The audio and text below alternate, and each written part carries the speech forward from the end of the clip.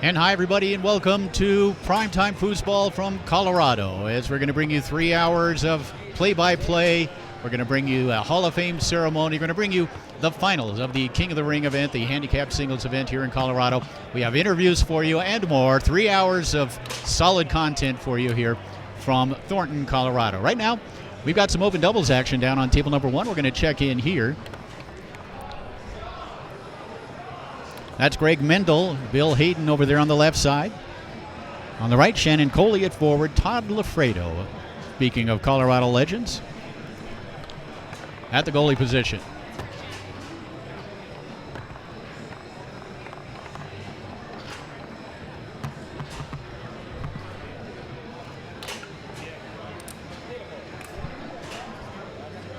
Shannon Coley able to put it away here.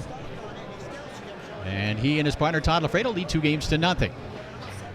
All right, so it might be a little rocky as we take you on this 3-hour ride through this event, a condensed version of this event. We'll have a few matches for you. I've got to host a Hall of Fame ceremony, which we're going to bring to you.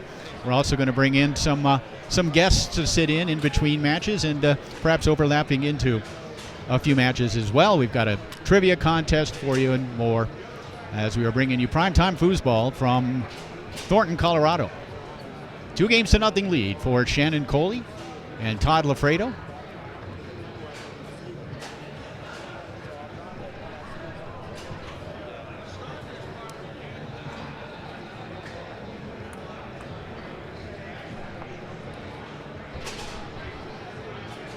This is Greg Mendel. He'll put the ball into play.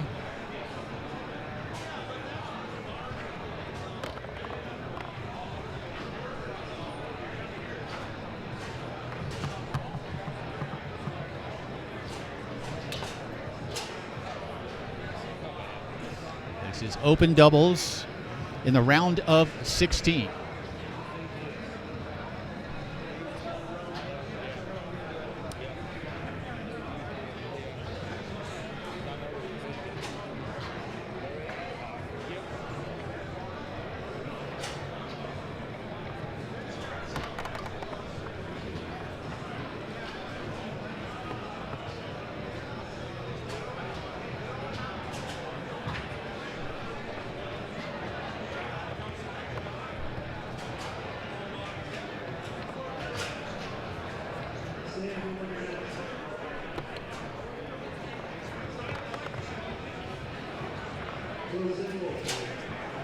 I'll show you our new scoreboard that we're going to be implementing here and going into the next season.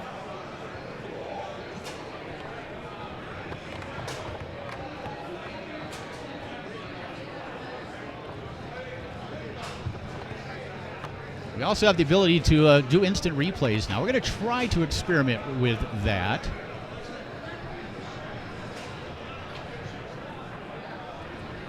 Right now, this is Mendel setting it up and stroking it home.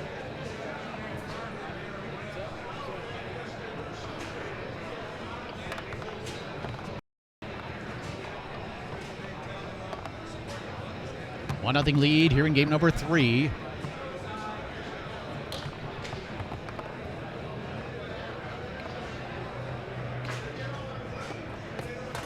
And it's now 2-0.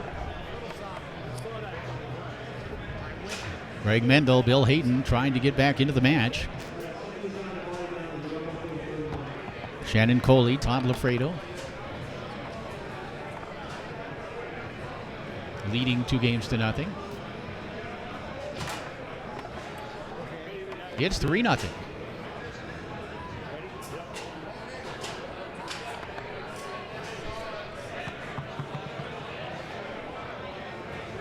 This is Coley.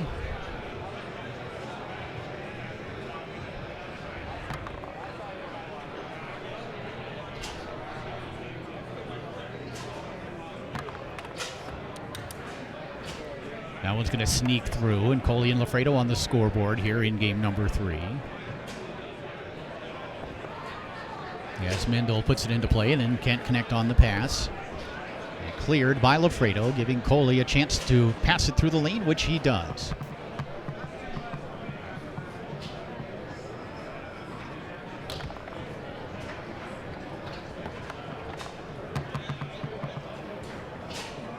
Shannon. Hayden sends it back the other way. Coley with a rebound on the 5. And then knocked in here to make it 3-2.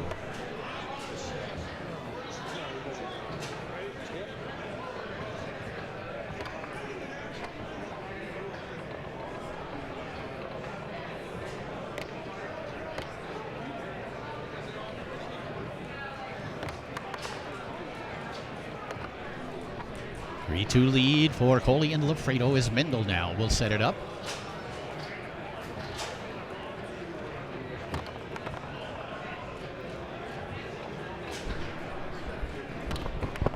Couple of blocks by Todd and the takeaway. 3 of the best senior players on the Pro Tour on the table right now. Obviously Lafredo, but Mendel, Hayden, both champions on the tour in senior competitions. Shannon Coley has a few years still until he'd be recognized as a senior.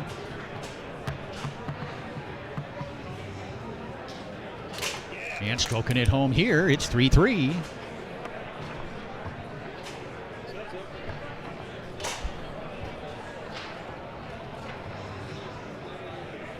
In a row from Shannon Coley and Todd Lafredo. And of course, Lafredo kind of got him back into it with some defense.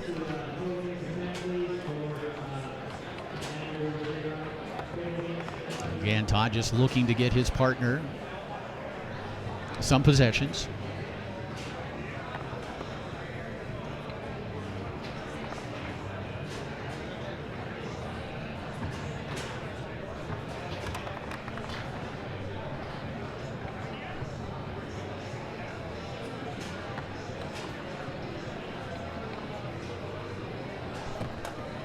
And back on top are Hayden and Mendel. And we've got a timeout.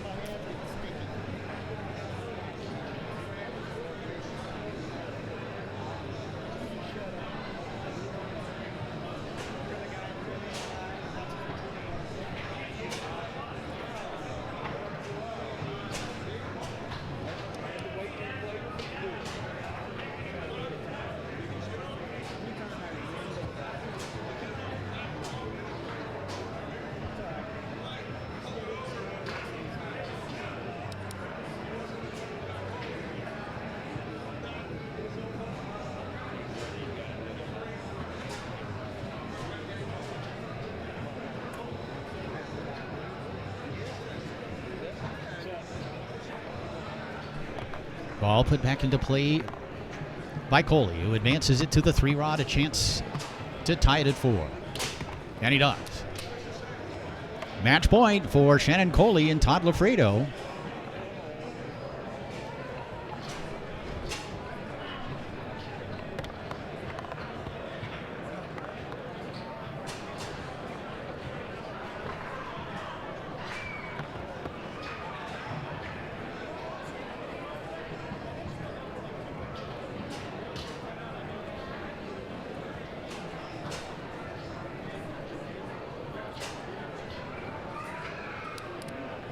And the timeout called here by Greg Mendel.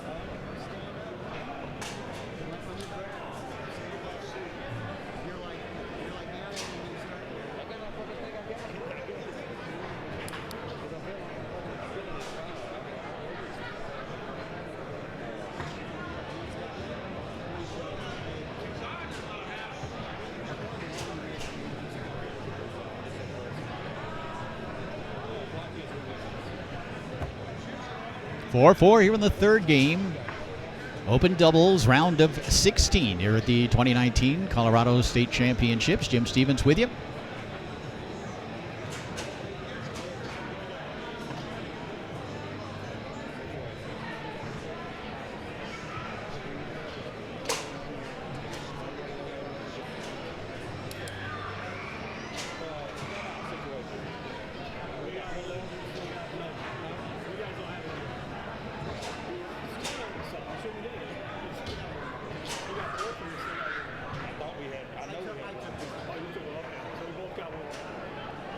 Greg Mendel will put the ball back into play. And that one blocked and taken away by Lafredo. Remains match point.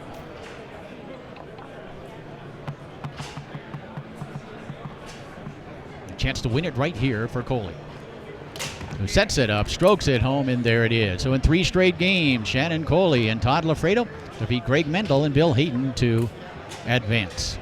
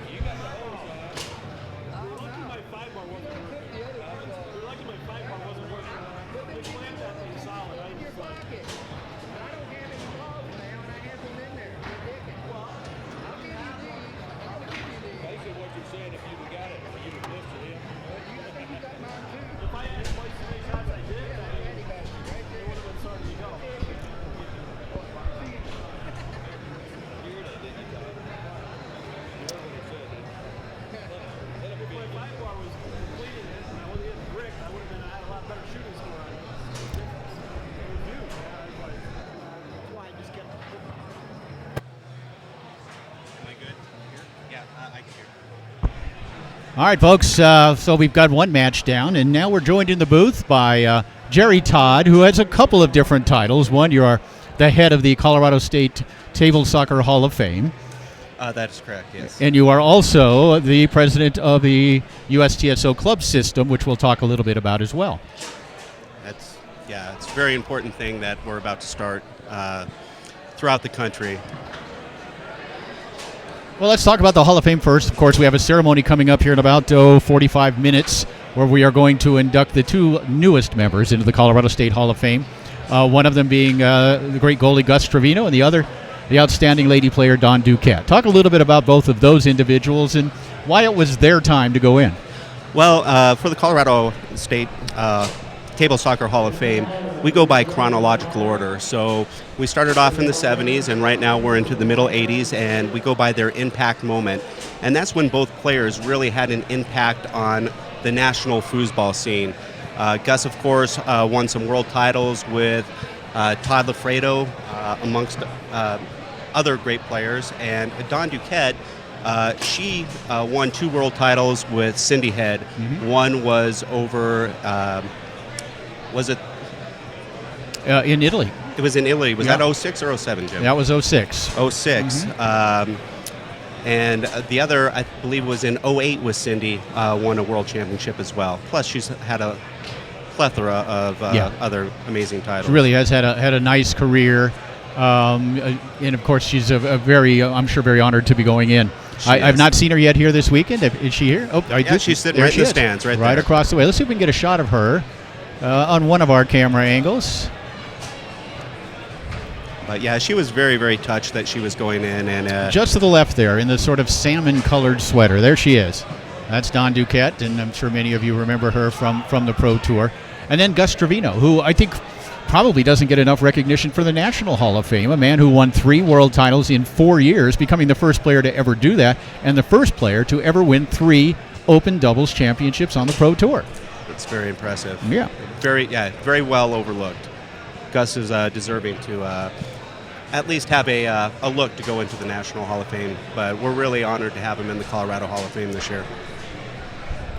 And then, of course, we'll have that ceremony here in a little while, and we will have that for you down here on table number 1 or in the pit area here. But you're also the president of the National Club System, and we've been looking forward to getting that started, because in Europe, in Germany, in France, in Belgium, it's all about the clubs, isn't it? Boy, when I went over to Hamburg, they had such an impressive club system over there. It was like nothing that I had ever seen before. And I really don't think that many people from the States would really believe how successful it is over there. In Hamburg, they had 7 different bars that you could go to and go from foosball table to foosball table. And it's really because of the club system that they can support such really the best scene that I think is in the world that I can think of in Hamburg there. So we're going to try to emulate our system off of theirs, because they are the most successful and they are turning out so many good young players year after year. And of course France and some of the other European countries have their club system, are feeding players into the tour constantly. Yeah, and talk about a little bit about the benefits of having a club system. Obviously, being a part of something, wearing the same shirts, cheering on your fellow club members at big events, bringing in players, new players, teaching them to play the right way, exposing them to the pro tour and the pro game one step at a time. All of these things, not to mention just the basic infrastructure that it gives us in order to implement other ideas and do it throughout the country. Well, yeah, this is really going to be a grassroots effort to try to build foosball on a local level, but it does things more than just on a local level. Instead of a player just coming in and just getting beat down and no one really wanting to help them, hopefully if they're part of a club system, people are going to take them under their wing and teach them correctly, show them the drills to get better, the rules, and hopefully we'll have a lifelong player, because I've seen so many players just get frustrated and never come back. Also on a state level, you're going to have a state director who's going to be in charge of promoting things on a state level. And right above there, we're going to have a conference director also. Mm-hmm. And so the really neat thing about this is if any player has any type of idea or sponsorship, right, they're really only 2 steps away from reaching the top and being able to get their ideas across. I've heard so many people with great ideas and they just don't know who to talk to or where to go with it. So this will give us a really amazing structure, and also I think really important, that makes the United States be part of promoting foosball on a world level, which I think everyone's ultimate goal is to see foosball in the Olympics. So this will really, really help us support the ITSF with that effort. And let's talk a little bit about the structure of a club system. Obviously, you have the executive committee, you have your conference presidents, conference commissioners, sure, who oversee a region in the country that would include states and state directors. Then the state directors would oversee club presidents, who would then, of course, oversee, so to speak, the players. Yeah, so it's a really simple structure, and it's a way to run something up. If you have an idea and you go to your club president and they're not helpful, you can go right to the state director and even go right to someone who is on the conference level. So there's so many neat things about this. It's about communication, isn't it? Not only each level up, but also just creating that structure that allows us to communicate through that network and implement new ideas that may occur here or there or anywhere. Very true, Jim. Yeah. So, all right, so look forward to that. And, of course, we know that team number 1, the very first club that did get registered, were none other than the Durango Dragons, folks. Yes, you do have that. And what a great logo. I mean, that is sharp. You guys one of our local players did that. And if you want to have a look at that, head over to our Facebook page, Durango Dragons Foosball Club, and have a look at that. And we're looking forward to, because another thing about the club system is it will have these head-to-head club matches, these friendlies, if you want to call them. Each club will have its traveling team, and you've got to earn the right to get onto that traveling team, and then you'll compete in a kind of a World Cup style of competition, which we know, having experienced it many times, is really the ultimate, isn't it? Oh, it's so special to be a part of a team like that, rooting your friends on, people that you might be mentoring. It's really going to be something special. All right, well, very good, Jerry. Jerry, also, let's talk a little bit about what happened in Spain a couple of months ago. when the U.S. ladies, for the first time ever, were able to win the gold medal under Coach Jerry Todd. Boy, they played so amazing. Just to be a part of that team was something absolutely special. I would say it's the highlight of my foosball career. It was really awesome to see, and they did it the right way. They really worked hard. They finished third in Hamburg 2 years ago, came back to Spain this year and won the whole thing. And, of course, you have also coached the men's team to a gold medal as well. Very fortunate, yes. I'm so lucky to have been part of both the men's and women's team. And you're a guy also, your job I know allows you to do some traveling and to talk about some of the countries you've been to during the course of your career as a player and other things, and the different areas that you visited, because I know you've been literally all around the world. I've been very lucky to have traveled. South America is just an up and coming, but they're really excited. They've got a kind of a North-South American Cup that goes on every year, and they're really promoting it. Argentina, Peru, Brazil, Chile, Costa Rica, they've got some great young players, and they're really doing things right down there. Asia, boy, they've got some great players over there, and they really cooperate, all the promoters, to try to help each other out and promote foosball all over Asia. And, of course, Europe. There's just so many amazing players over there. So isn't it cool, and I've experienced it as well when I've traveled. I mean, I was at the top of the Eiffel Tower one time, and I looked around and I thought, foosball brought me here, and I've been to China. We've been to China. You were there as well, in Taiwan, of course, and all around the world. But it's foosball that has taken us these places and allowed us to absorb the cultures and experience these different countries and the foosball life within those countries, and it really is special, isn't it? I never thought that it would take me so many places. And when you go there, to actually just have an almost instant friendship with the local players, it's almost like a brotherhood instantly. And it's just amazing to have a local player to show you around or tell you their favorite restaurants. Right. It just makes traveling so incredible. To have that really intimate connection with some of the local players. No, and that's really also one of the cool things is that everyone's so welcoming, and I hope to think that we are as well when the international players come our way. But it is they'll take you in, they'll bend over backwards to make sure you have a good time. I was in Germany, in Berlin last year, and Oka Harms, the great German player, took me on a tour of a cathedral in Berlin and several other things. Got to see the city, went to the wall. And I got to experience that. And, of course, when we went to China, which was its own experience, unlike anything else, I vaguely remember it. It was 4 days of travel for 3 days of foosball. But it was really just great experiences, and you've certainly communicated that sort of feeling as well. Absolutely. To me, the friendships that I built are more important than anything, and I feel so lucky to have friends all over the world because of foosball. Yep. Yeah, and that's really the theme and that's really what it is about foosball. We saw it in the movie Foosballers. They really communicated the point that yes, we are competitors, but yes, we are also a family. And we are friends off the table for the most part, but really with a very strong bond with each other. It really is true. I mean, the term cannot be overused, our foosball family. It really, truly is. Even if I stopped playing, I would still have to show up to tournaments just to see all of my good friends and people that I care about, no question. Some of the best friendships that I've ever made are because of foosball. We are looking in on an open doubles match that has just gotten underway down on table number one. It's a winner's bracket match in the round of 128th. Derek Brown on the left, Koji Ibarra, a fine young player out of Texas, on the right. This is best 3 games out of 5 in a winner's bracket match. And it's now 3-1 in favor of Derek Brown here in this opening game. But one thing, whenever we come to Colorado, speaking of great foosball cultures, there really is such a history in this state. And I know you're someone who, maybe more than anyone else, has been in communication with Tom Spear, the Hall of Fame player, the great, amazing player. And if you ever saw Tom Spear play, he was unique. The way he went about his business, so professional, so focused. And I know many of you know about Tom's situation now, and you've had some communication with him over the last few years. Well, absolutely. I've actually been lucky enough for a couple summers in a row. We met in a park and juggled once a week for hours a day, and just such a neat experience. And we would just go back and forth, and he would tell me about old stories. And when I would see Tom, it was amazing. He knew who won the last world championship. Wow. He knew what was. I mean, he still has his pulse on the foosball Isn't that scene. I don't interesting? know where he gets his information from, but I was like, how do you know that, Tom?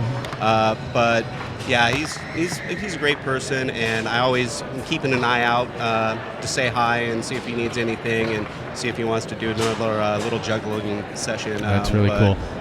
Yeah, he's still around, and you always let each other know, like, I had a Tom sighting. Oh yeah, where'd you see him? Yep. So he's definitely still around. All right. Well, we're still around as well. It's always great talking foosball with you, talking a little Colorado history, and something I know you have a great deal of respect for. Maybe you weren't around in the early years, but certainly looking back, you have embraced your role as the president of the Colorado State Table Soccer Hall of Fame, and always a pleasure to spend some time with you when we come over to a couple of mountain ranges from Durango here to the Front Range and to this event and to get to see you as well in places all around the world. Well, that is true. I will say that when I travel, I've run into Jim in airports all over the world. It really is. It's always a pleasure, and I'm to the point now where I'm always kind of keeping an eye out for you if I go somewhere. Yeah, that's funny. Well, we both fly United. Yeah, right? that makes So it easier. All right. Jerry, thank you so much for joining us here at this YouTube Inside Foos TV event, Primetime Foosball from Colorado. Our first guest tonight has been Jerry Todd. And give the camera a wave up there, Jerry. Hey, thank you very There much. you go. And thanks for joining us, Jerry. Jim, thank you so much for your time, and I would like to say if anyone would like has an interest in being a state director or start a club of their own, if they would please contact me through Facebook or any other way. My email address is out there. I would be happy to talk to them. Actually, please contact me if you're interested. Then, okay, to expand on that a little bit, then which states do you perhaps need directors for? Well, right now, pretty much all the states. I think Texas, Colorado, Nebraska, Oklahoma we have directors for, and really the north section we have a lot of state directors. California, but outside of that we need state directors. We need people who want to be a club president, who wants to promote foosball in their local area. Please, we need people who are passionate and want to get involved and have a little bit of time to donate. So and also those of you watching and listening, form your clubs. What does it take? How many players do you have to have in order to have a club? It's really not too many. You have to have 5 players. 5 players to form a club, and that club can be at a local location. Can it be in a guy's garage? In his garage, in his basement, youth center, bar. But yeah, you do have to have a clubhouse. That's one of the rules that we're going to make, one of the bylaws. But yeah, really, it's really easy. You can actually go to the USTSO website right now under the clubs and actually register. You can register your club there. Yes. Okay. Yeah. Well, we have a home clubhouse there in Durango, and if you're ever in town, stop in. Send me a message, and we'd love to play some foosball with you in the beautiful town of Durango. It's the Garage Music and Sports Hall down on 8th Street. 2 brand new tornado tables in there, and really a great location. They treat us well, and we love heading down there. And the Durangos are training for that first challenge match whenever it may come. All right. Thank you, Jim. Thanks, Jerry. Jerry. Very much. Yep.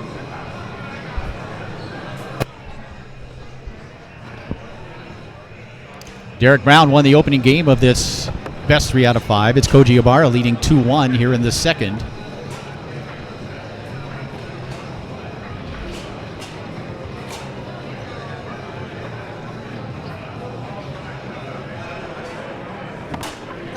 And Derek able to tie it up. It's 2-2, and we've got a timeout.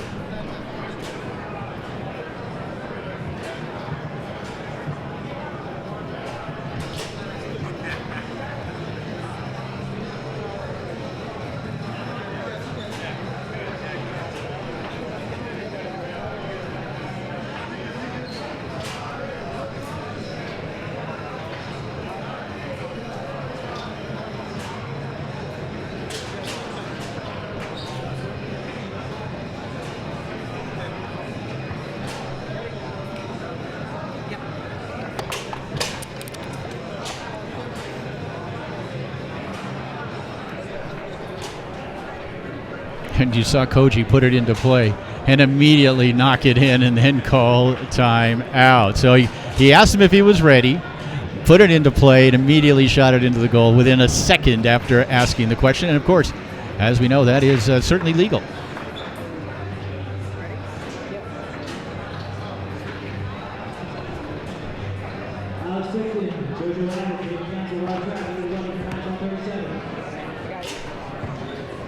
And the jar called here.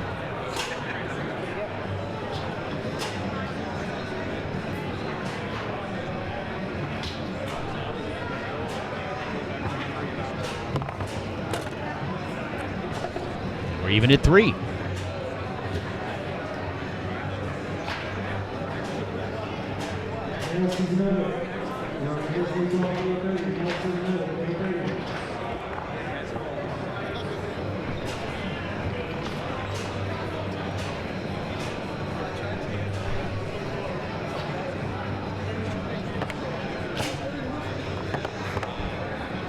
Three here in game number 2.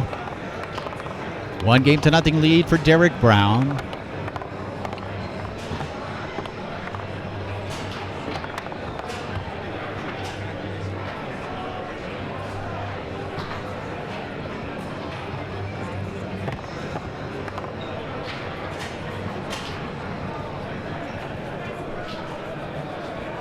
Brown will look to give himself the lead. A lot of defensive movement there. And Derek will call timeout.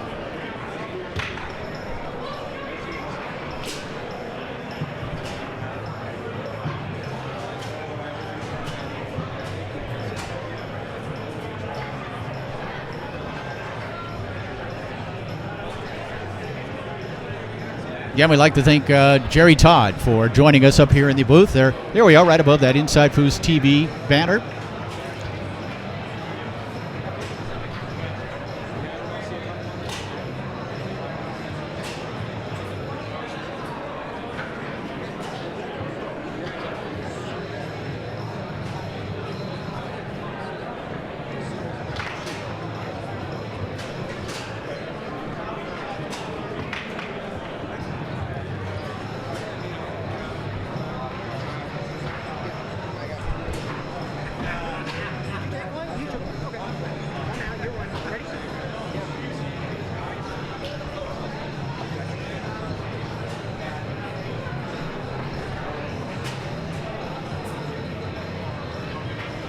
Derek will set it up. That shot attempt blocked in, taken away by Koji.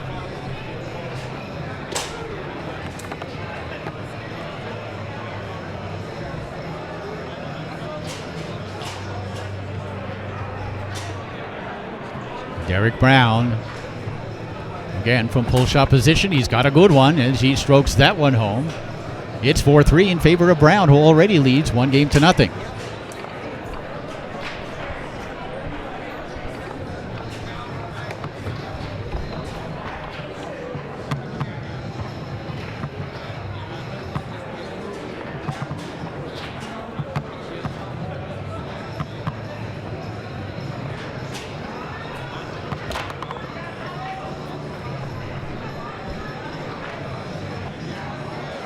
Brown.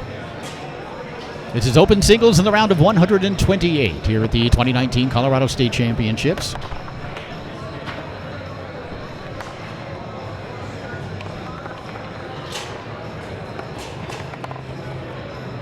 Picked up here by Ibarra.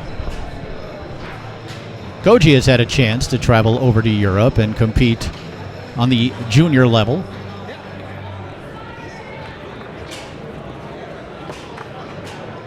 Looking to pass, and he does so nicely here. And it sends it up the table and in. It's 4-4. Big goal there from Koji Ibarra. We are even at 4.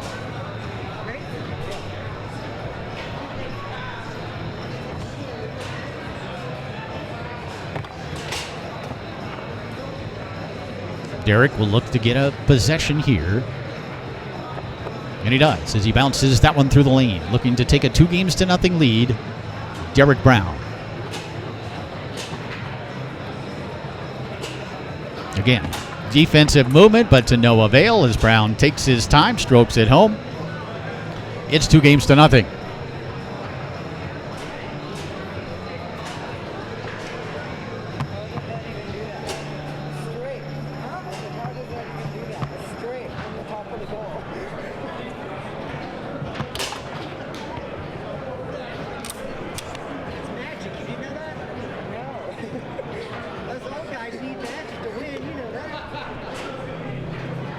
Jim Stevens with you once again from the Doubletree Hotel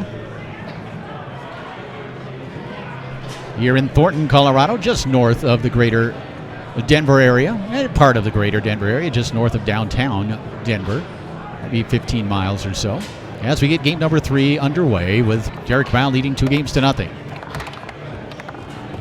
And Derek's going to pick that one up off the back wall. He had shot it well so far, and that rolling straight's going to get the back of the goal as well. It's 1-0.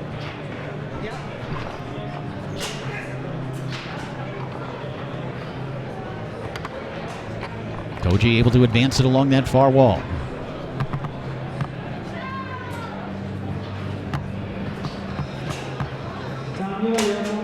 That shot attempt blocked away and then grabbed on the 5 by Brown.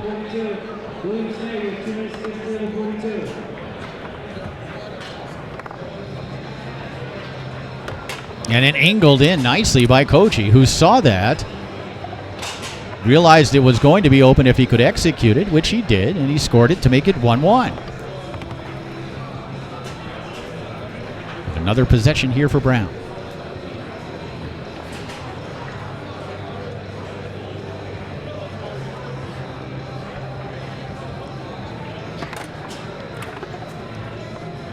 Derek Brown really shooting it well. He's now up 2-1 here in Game 3. It has been a very strong performance from Brown.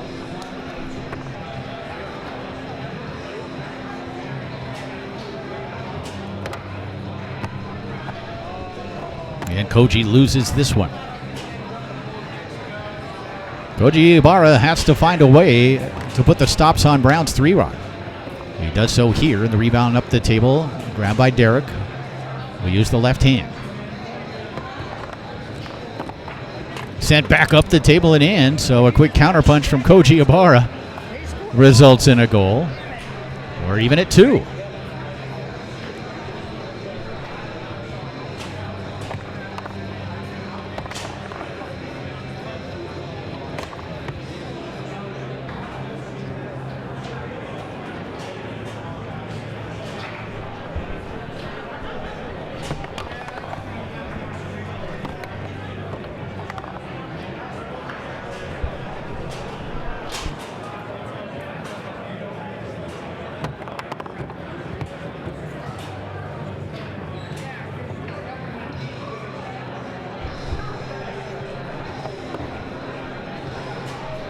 Brown looking for the lead here in this third game.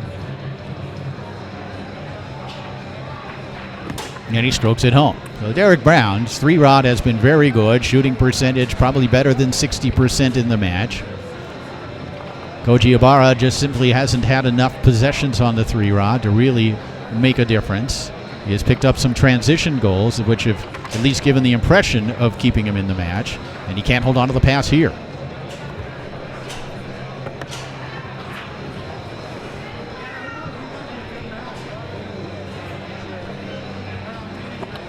And Derek tried to slide that one down the middle.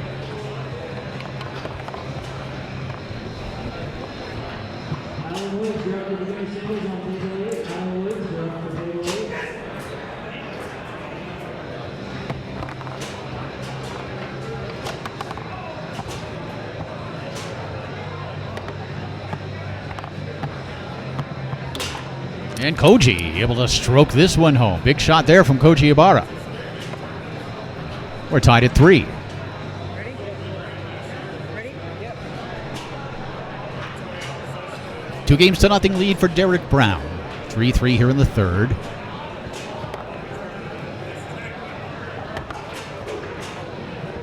And Brown can't hold on to that pass along the wall. Koji does.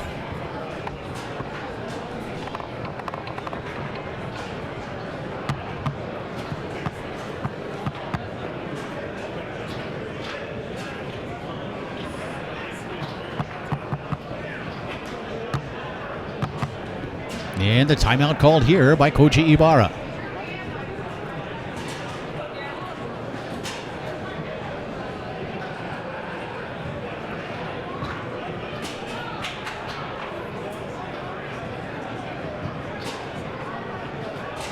After this match, coming up in about 20 minutes, we're going to have the Colorado State Hall of Fame ceremony, which we will host.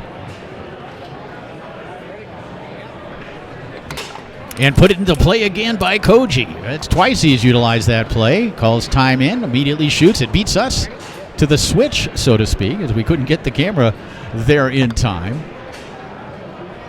And he's now up 4-3. Derek crisply through the lane.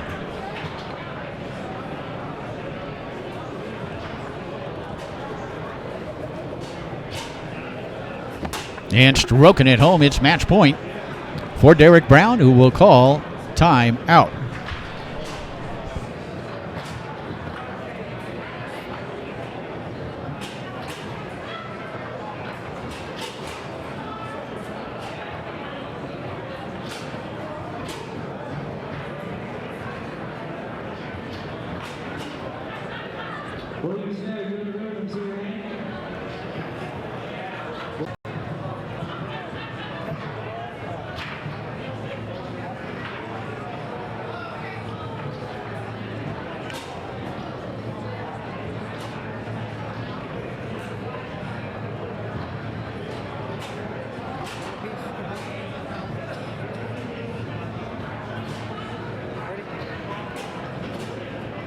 Let's get down to that table before Koji puts it into play and shoots it.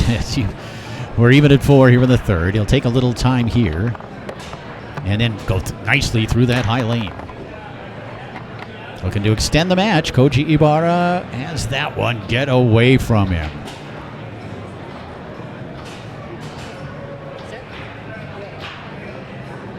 Derek Brown is a match point.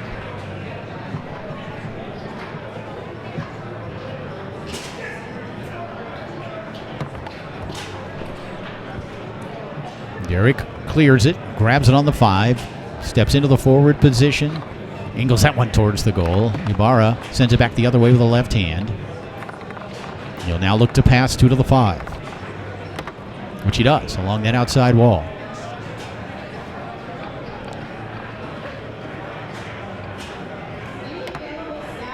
And a chance now again for Koji Ibarra. As he sets it up, has that one blocked by Brown. Comes back to Koji.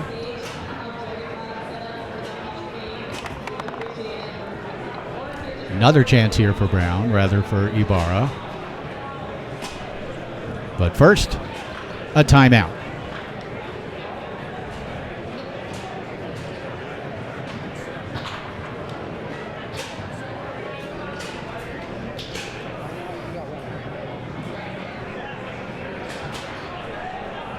It's match point for Derek Brown.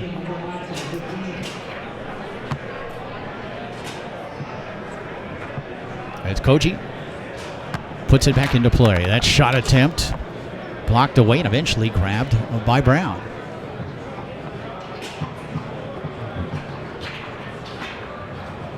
Derek slowing it down.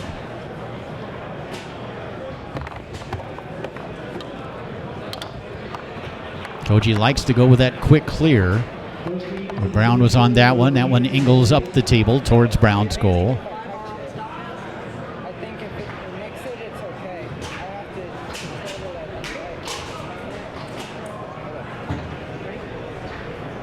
Asking about whether that was an illegal advance. I think that angling effort just sort of knocked off of the 5 row, not an advance. I think Koji called that one right.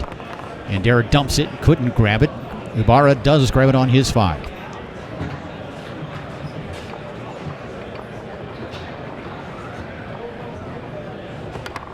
And Koji along the outside wall. He's had 3 or 4 opportunities to get back in this match. Looking for another one here. Koji Ibarra. That one blocked up into the air and off the table by Brown.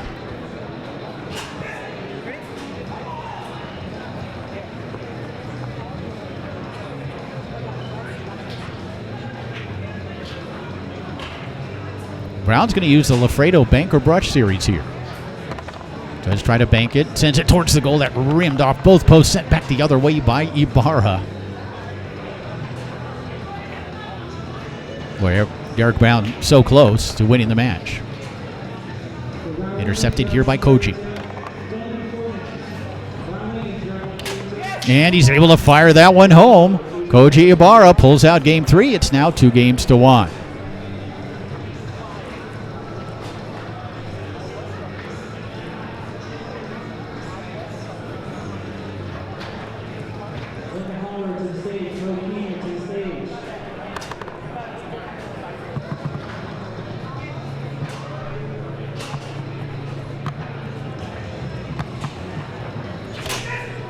So Koji Ibarra wins game number 3. Derek Brown won the first 2 games.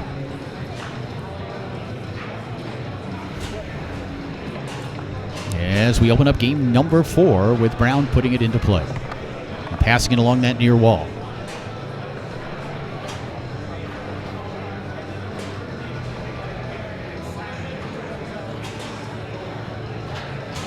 Derek strokes it home. Beautiful shot by Brown, who really took his time. Kept dead still before executing that long pull shot. Nicely done.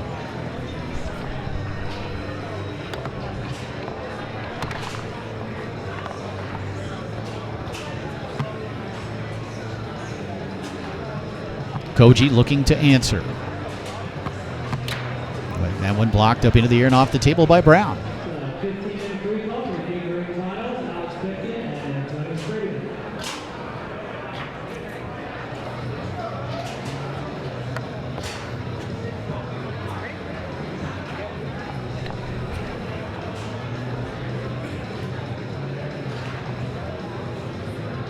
Derek Brown quickly clearing it to the 5. Gave the impression he was going to shoot that ball, then just simply knocked it to his 5 row. That'll work as a pass.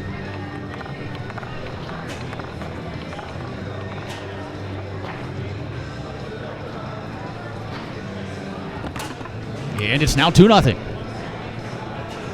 After losing that third game, Derek Brown has come out to get the first 2 here in game number 4.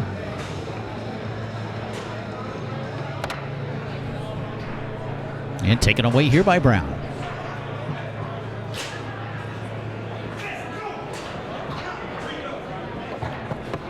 Derek playing very focused foosball here on table number 1 in this match.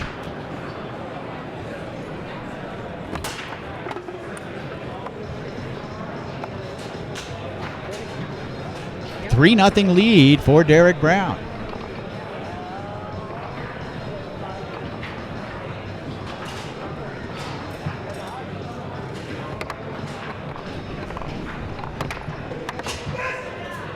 Brown picks up the rebound here, and he'll set it up looking to give himself a match point once again.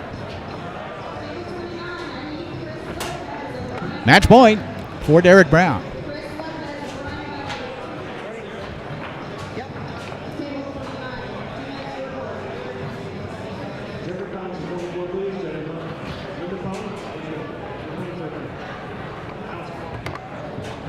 Ibarra smoothly along that wall. Koji looking for his first score.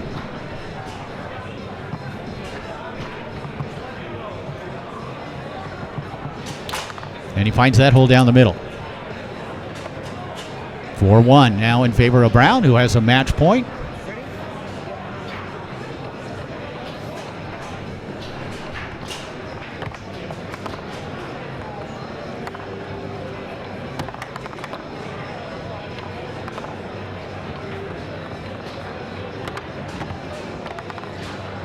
And Ibarra, after all of that, able to pick it up on the 5.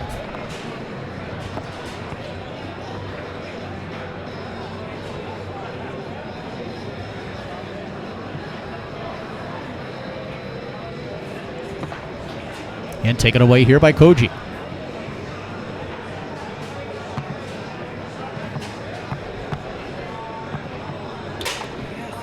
For 2 now as Koji finds that near corner.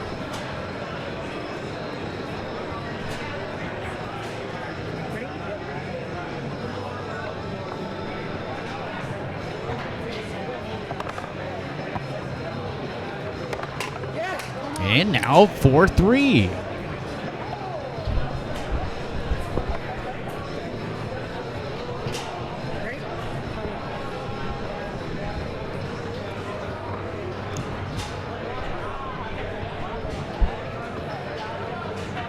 Koji Ibarra with 3 in a row has gotten back into this match.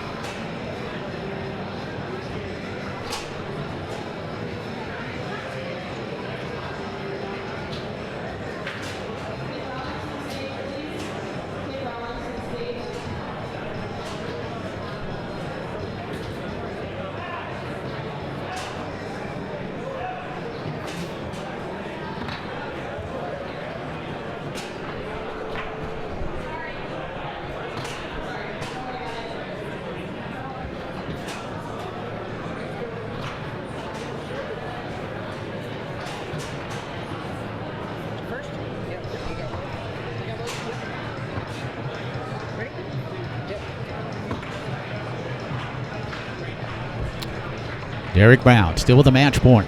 Puts it into play on the 5. Koji Ibarra, 3 in a row.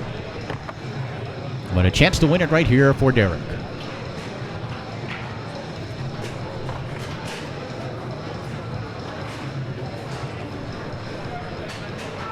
For the win, Derek Brown.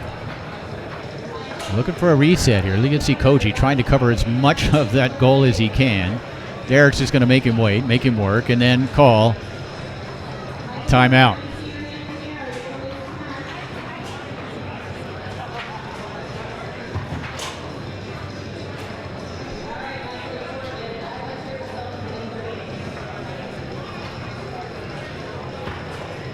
That gives us a chance to remind you.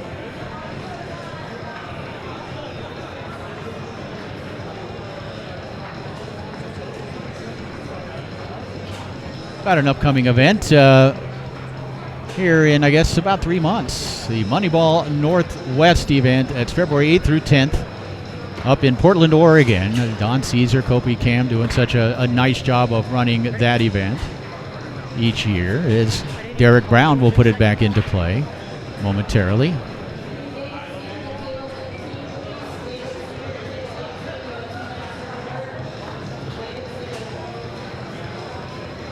And a second timeout called here.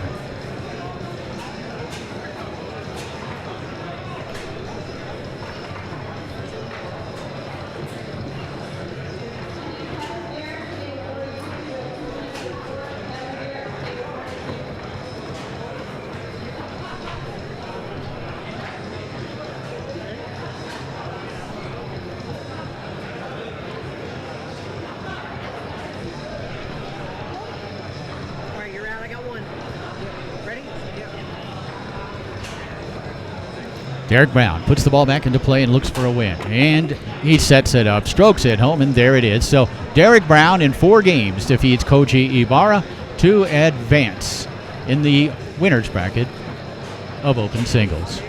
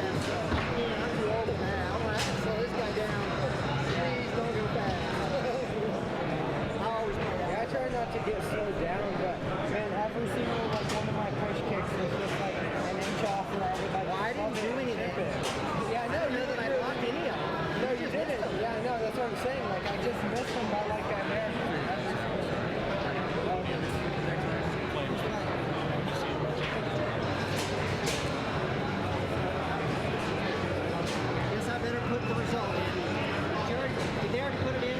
I gotta put it in still.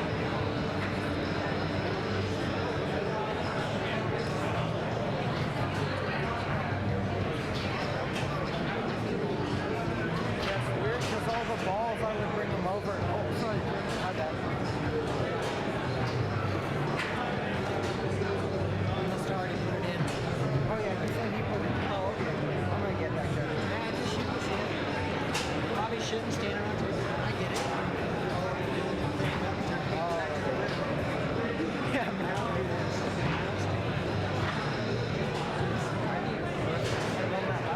Right in the middle.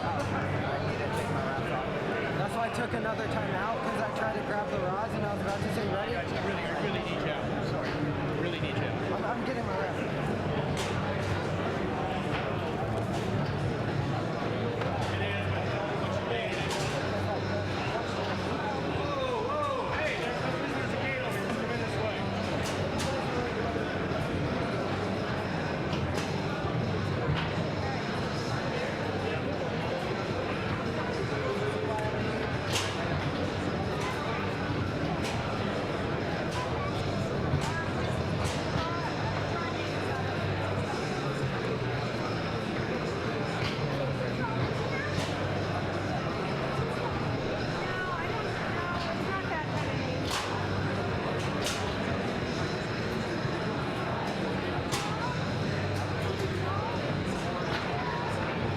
Go clear to the stage, please. Go clear to the stage.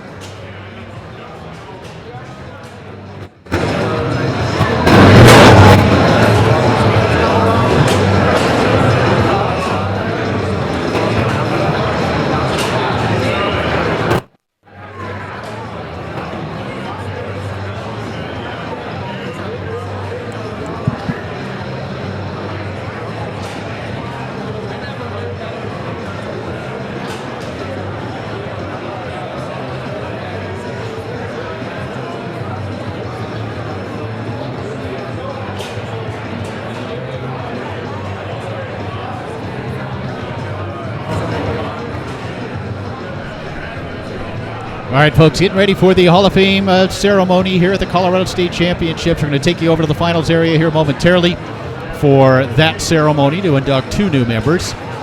Gus Trevino and Don Duquette. Don is here. Gus is not. But we'll be ready to get started here momentarily.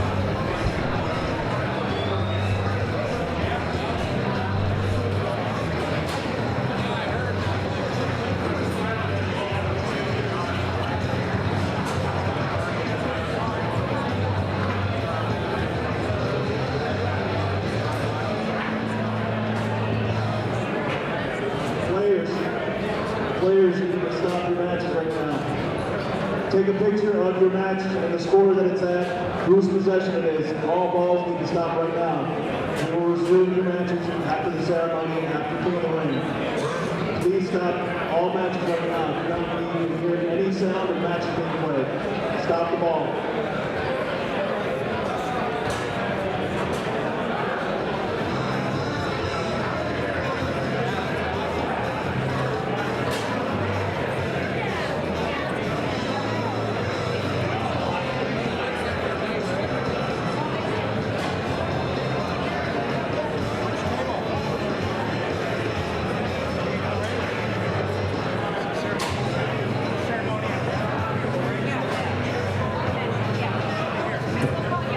Ladies and gentlemen, please come over to the pit area, get your seats. There's also plenty of seating upstairs. We need to stop all play as we're about to have the 2019 Colorado State Hall of Fame ceremony. Plenty of empty seats, but they're not going to last long. So head over this way. Please stop all play. Players, please make sure to take a picture of the score. Take a picture of where the ball is before you stop the match. We're going to resume after King of the Ring and then after the ceremony.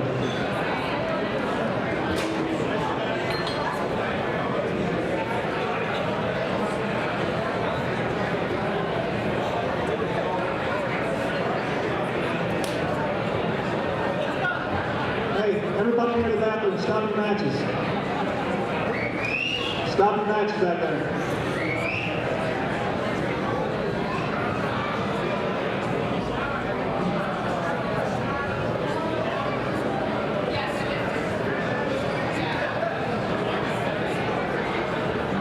Folks, come on over to the pit area and get your seats.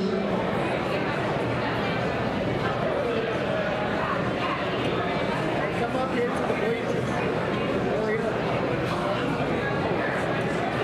Right here, Marcus. Look here, bits. Marcus.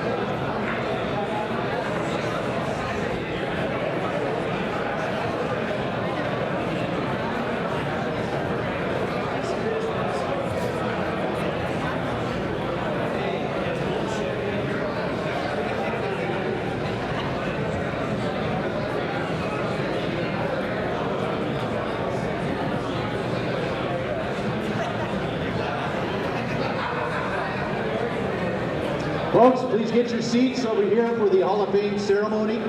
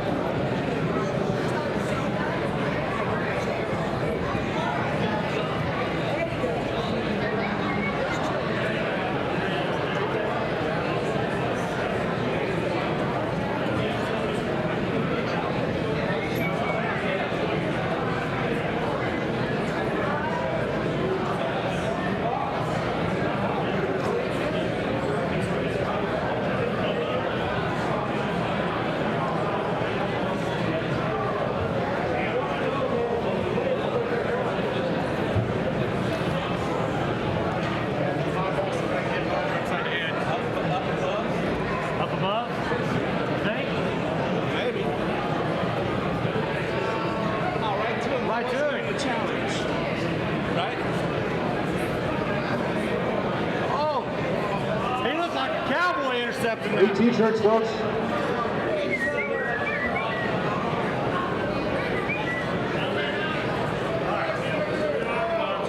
Come on, man. Hey, Jim. You gotta get over here. Get some deep. All you guys waving back over there? Let's move 100 feet this way. I'm right here, Tim. Right here. 100 feet this way. Here, put your hand down. Tim, I got to say, you look more like an offensive lineman than a quarterback. Marley, look. Yeah. Oh, She can have it. She's Foos royalty. You already got one. Where are you guys at? You're still all over there. Top left. oh. Seriously. Somebody get That that man kid's a hand. contract. He's badass. Where we going? Man, that guy's got too much vertical. Deep right. Deep right? How deep? Deep right. The guy with the cowboy hat? There you go. Over there? How far? He's straight in front. Straight in front. He's already got it. Oh. Man, you got robbed. That's your shot. You need to put some shoulder into that. Line drive right here. Right? Chat for the end zone. See, I feel bad for you guys that are Chat for the close. end zone. So, I'm very distracted.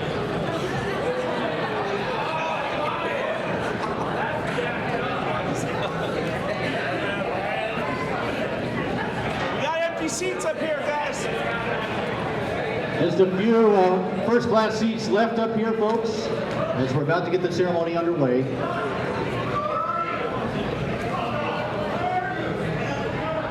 almost got that kick return. All right, ladies and gentlemen, welcome to the 2019 Colorado State Hall of Fame ceremony. Tonight we're going to induct 2 new members into the Colorado State Hall of Fame. But before we get underway, I'd like to welcome Bo Keener, who will sing our national anthem.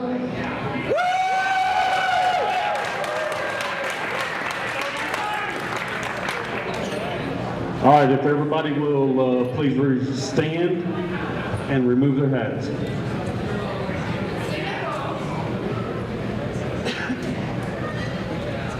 Oh, say, can you see by the dawn's early light what so proudly we held at the twilight's last gleaming, whose broad stripes and bright stars through the perilous fight, o'er the ramparts we watched, were so gallantly streaming.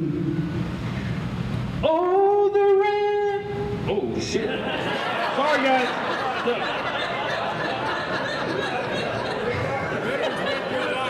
And the rocket's red glare, the bombs bursting in air, gave proof through the night that our flag was still there. Oh, say does that star-spangled banner yet wave o'er the land of the free and the home of the brave? Woo!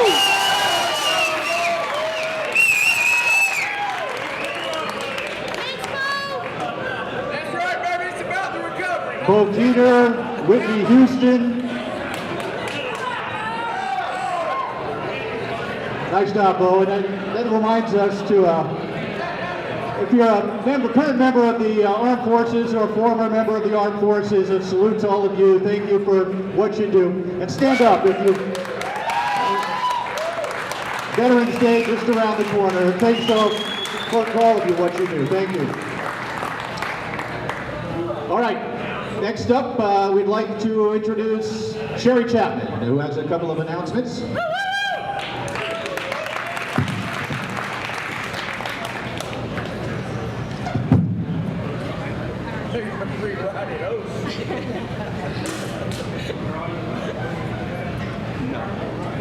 All right, Tim, Tommy, and I'd like to welcome all of you guys once again to the 7th Annual Colorado State Table Soccer Championship.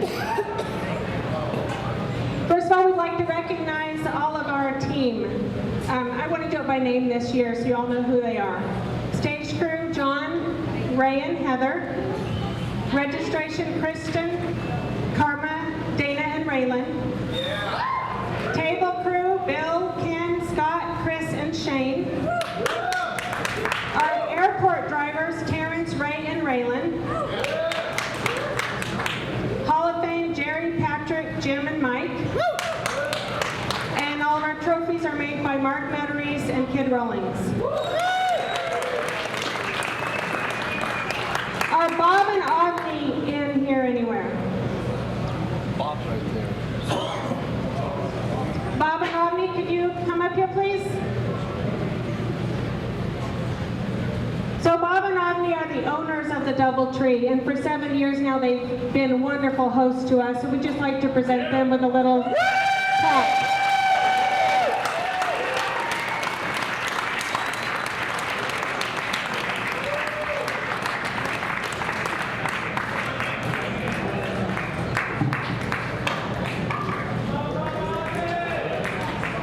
Here they come.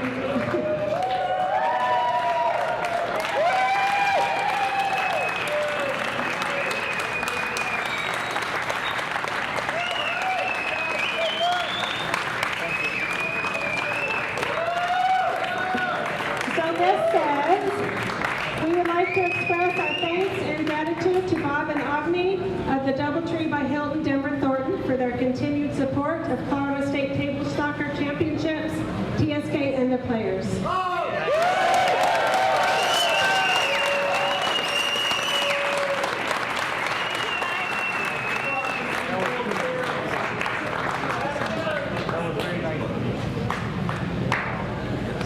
I just wanted to say, and I say you think of yours.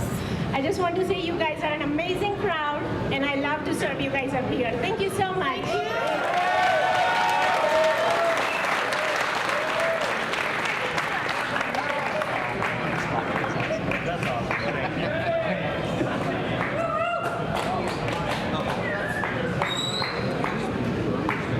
All right, guys, we had 383 players as of close a while ago. That's awesome. We are so thankful for you guys coming out here.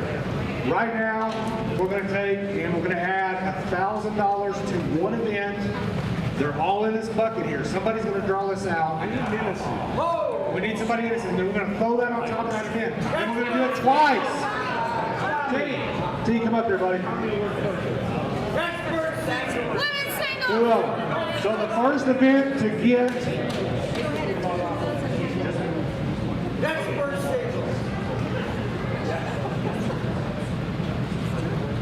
Wow. beginner singles. $1,000 add to beginner singles. All right. That's not enough. Let's throw another 1,000 in there. Let's find one more. Hall of Fame, Don Duquette. You draw one out there, please.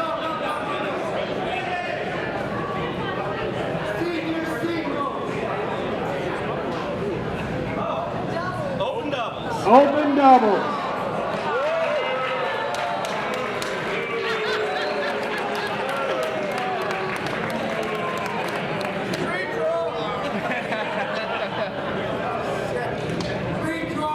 Okay, now I would like to introduce the voice of foosball, Jim Stevens.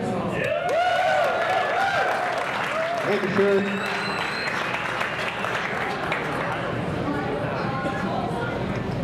Each year here at the Colorado State Championships, the Hall of Fame Committee inducts 2 or 3 new members. So we're going to list the previous inductees going back to the year 2013, when our first 2 inductees were Mr. Mike Bowers and Todd Lafredo.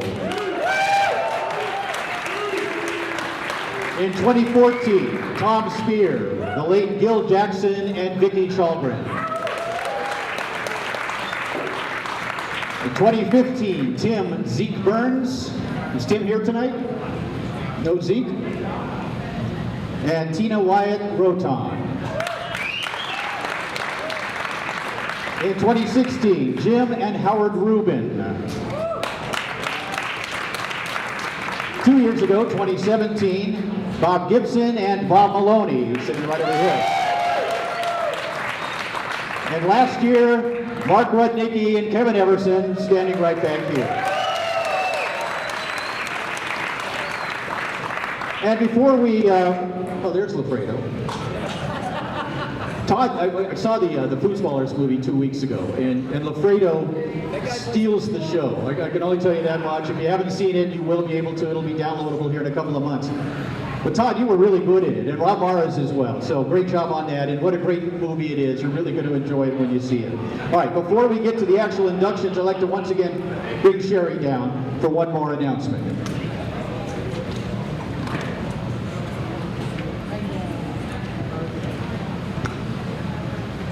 Okay, every year we give a special award, the Colorado Appreciation Award, to a player. And this year this person was chosen. I did not vote on this person, but I was been asked to speak about him. So here it goes. And I'm probably going to read this.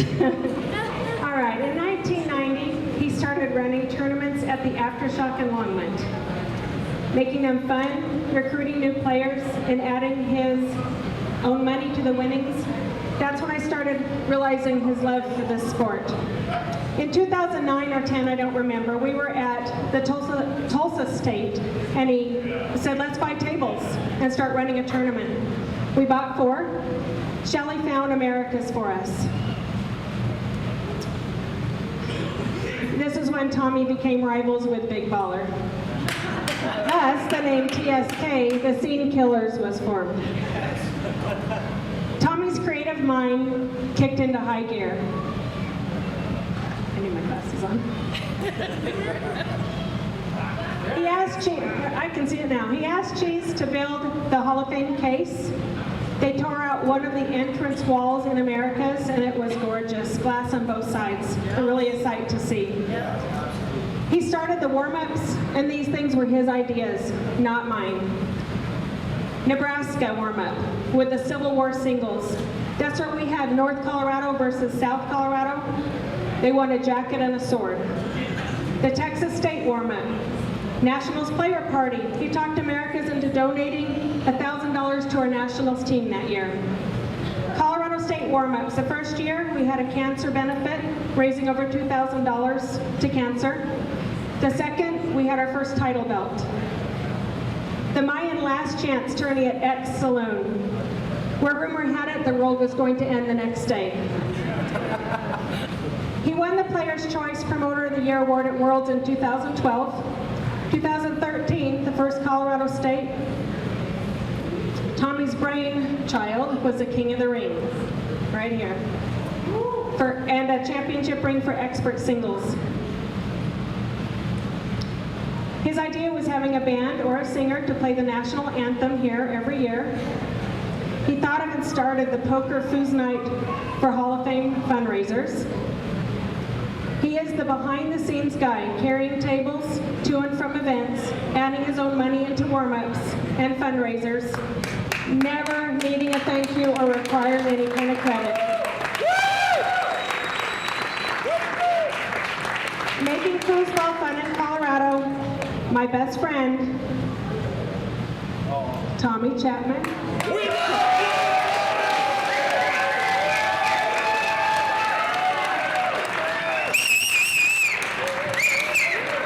His award says, the Colorado State Table Soccer Championship Appreciation Award presented to Tommy Chapman. for your generosity, extremely clever ideas, and tireless commitment to the Colorado Foosball community since 1990, November 9th, 2019.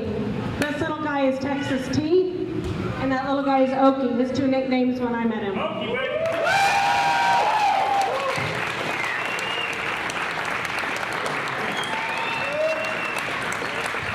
Yeah, 383 players that are here are participating. It's the reason I do this. I really enjoy it. I'm glad you all come out. I hope everybody has a great time. And thank you very much. I appreciate this. Thank you, Tom.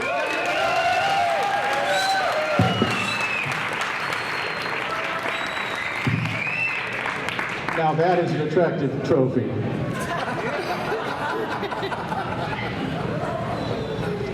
All right, it is time to induct two new legendary players into the Colorado State Hall of Fame. Our first inductee, who is not here tonight, was a three-time world champion. He won an open doubles title with Tom Spear, and then came back a couple of years later to win one with Lafredo, and then another one with Lafredo. 3 in 4 years, actually, becoming the first player to ever win 3 open doubles world championships in 3 in 4 years. Nobody had ever done that up to that point. Frederick Collignon came along a little later and did that a few times. But our first Colorado inductee is Gus Trevino. And to accept for Gus Trevino, please welcome a Hall of Famer, Mike Bowers.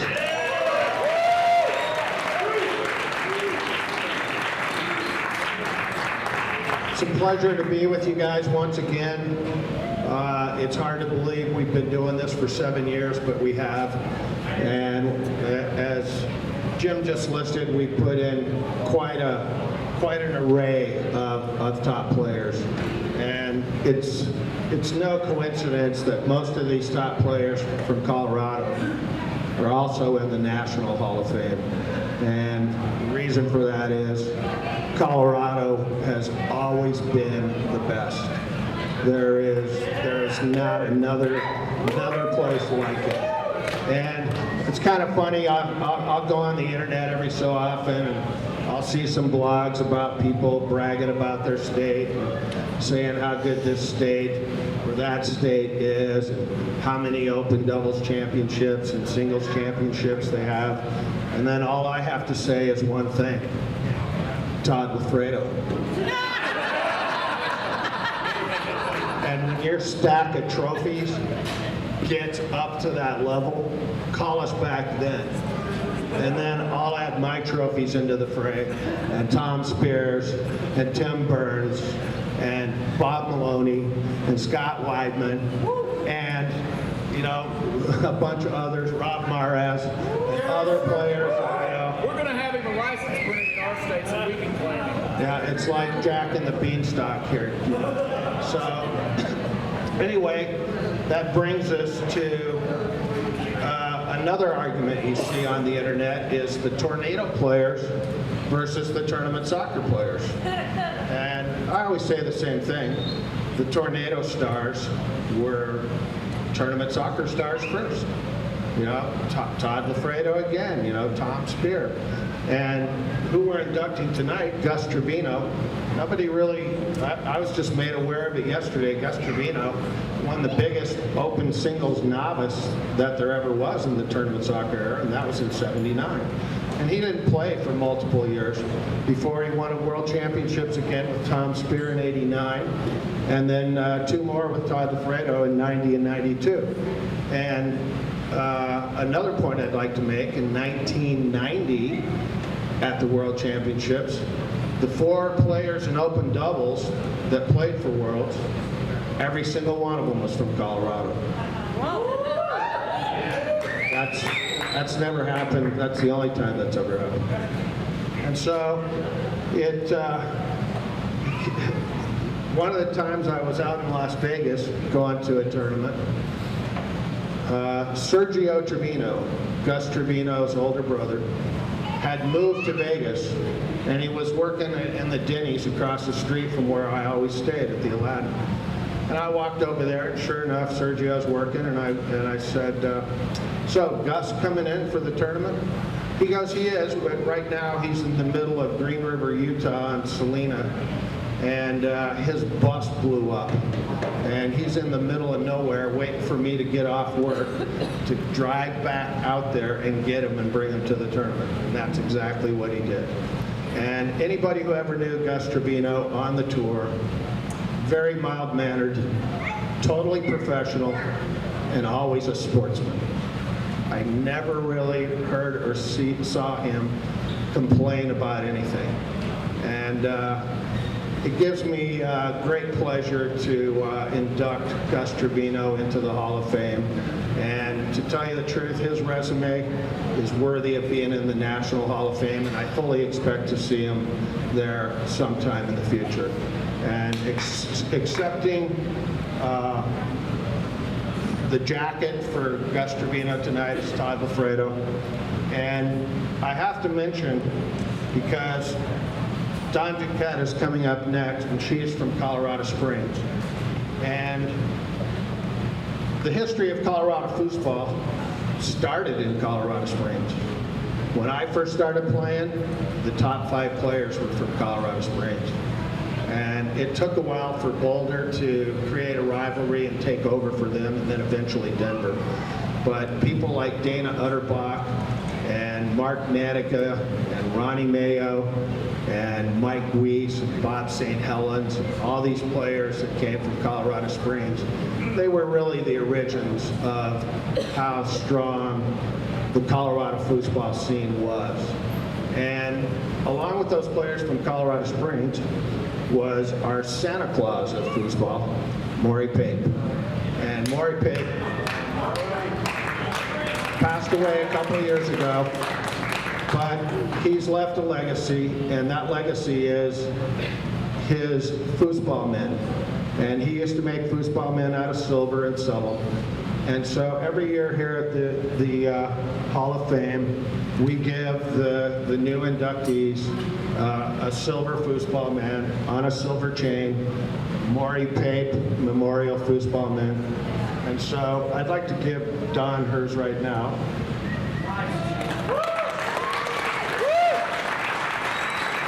Congratulations. And I've got another one here for Gus Trevino, which we'll put in his jacket, and Todd could give it to him. Is there a jacket for him? Where's he at? He is unavailable tonight because his father is in ill health, and he's there with his father. So our good wishes go out to Gus Trevino and his dad, but congratulations for being the latest member inducted into the Hall of Fame.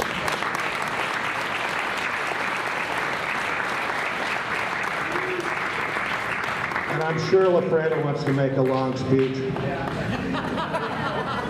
No, I know Gus would be proud of this, and I learned a lot from him. He was a really professional player, and I'm sure he'd be proud. Thank you.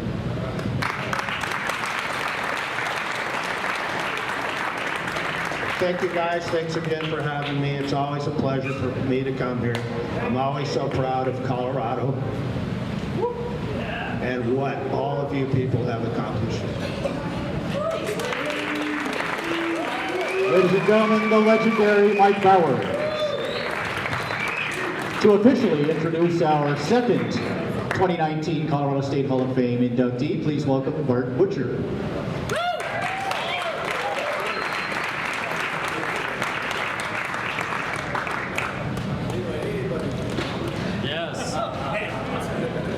To begin with, I'd like to thank Ray Cordova, Tim Walters, Sherry and Tommy Chapman for keeping Colorado a great place to play foosball.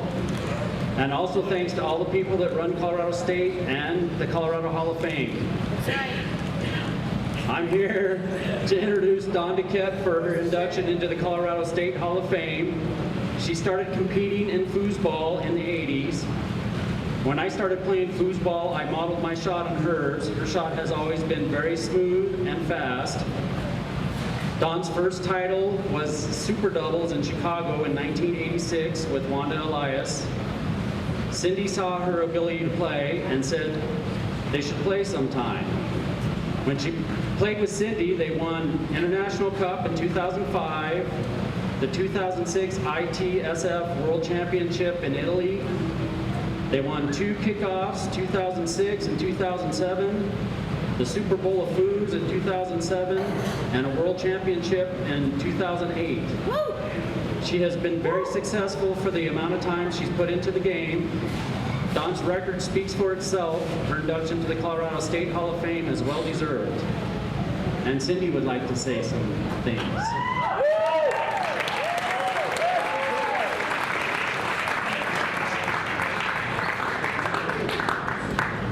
Okay, this is going to be short and sweet because I don't like to talk in public. Come on, spill the dirt. Okay, first of all, I'd like to say, Dawn, Start over. I said this is going to be short and sweet because I don't like to talk in public. I couldn't pass up this opportunity to tell Dawn what a privilege and an honor it was to play with you and be your partner. Not only are you one of my best friends in the world, but you're my family. And I have nothing but respect and love for you. A lot of people don't know that Dawn has conquered some private medical issues to be able to come back and play. So not only are you my partner, foosball partner, but I respect you and I have nothing but love for you. And thank you for being my partner. You know, I have a couple of titles, but the one that means the most to me is when Dawn and I went to Italy in 2006. And we were considered the underdogs. And neither one of us had ever touched those tables. Never played on them. And my buddy didn't have a lot of experience playing back then. So when we went and played, she was literally so nervous. I could see her shaking out of my peripheral vision. And I called a timeout, and we were playing the Austria team. And it was close, point for point, point for point. But I called a timeout, and I told Dawn, I was like, Dawn, just have fun, just relax, and enjoy being here, and enjoy us playing together and being able to compete. And then I just saw this relief come over her, and it's just like she took a deep breath, and it's like this light bulb came on, and she's like, okay, I can do that. So about 10 seconds later, she scored the longest pull shot from back I've ever seen in my life. It was like a Tracy McMillan pull shot. And it's like the whole momentum in that whole set just changed. And then we won. And she just started crying when it was over. And of any title that I have, that one means the most to me. And I love you, buddy. And so I would like to introduce the 2019 Hall of Fame, Miss Dawn Duquette.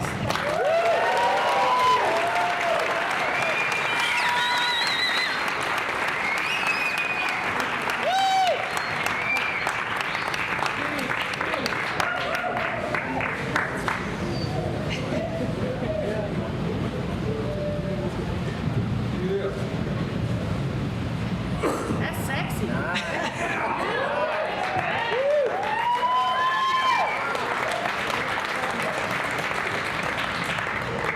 Wow, you guys, it's been quite a ride. It's really an honor and a privilege to have my name on that list over there with so many talented players. I just really want to thank my partners, because without my partners, I wouldn't be here today.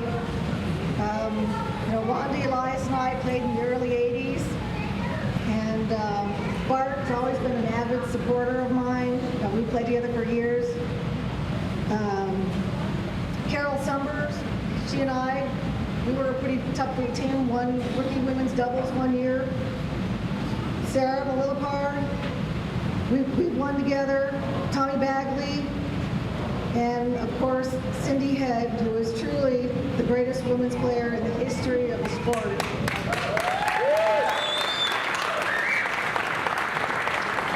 She's like, you know, my best friend, and I still try to beat our women's singles.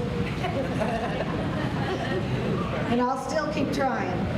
But, you know, she's just a champion on the table, off the table, and I couldn't ask for a better friend. And so thank you, Cindy. I'd also like to thank Lolly, my wife, who stood by my side through everything that we've been through together. And she's my biggest fan over there videotaping me.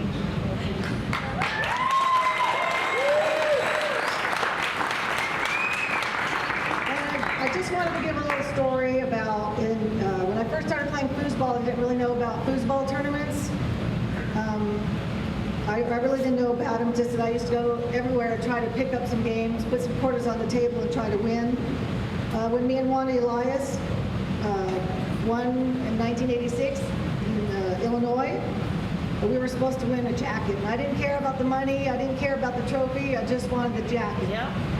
I waited for that jacket I went to the mailbox every day for probably 8 to 10 months. And that damn jacket never showed up. But today, yeah, there it is. I feel like I got my jacket.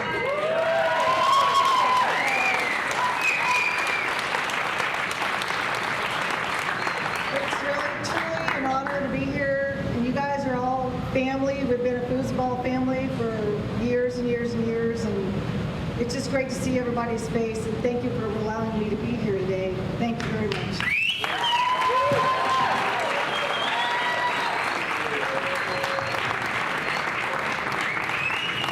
All right, congratulations to Gus Trevino and Don Duquette. And what a treat for us here tonight. Not only did we get to hear from the greatest male player of all time, but also the greatest lady player of all time, Cindy Head, who made the trip up here. And Cindy was also great in the movie Foosballers as well. All right, any other orders of business?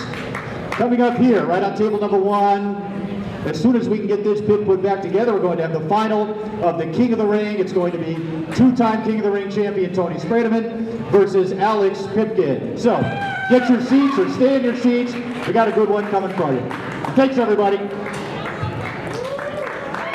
Alex Pipkin, Tony Sprademan to the stage, please. Alex Pipkin, Tony Sprademan to the stage, please.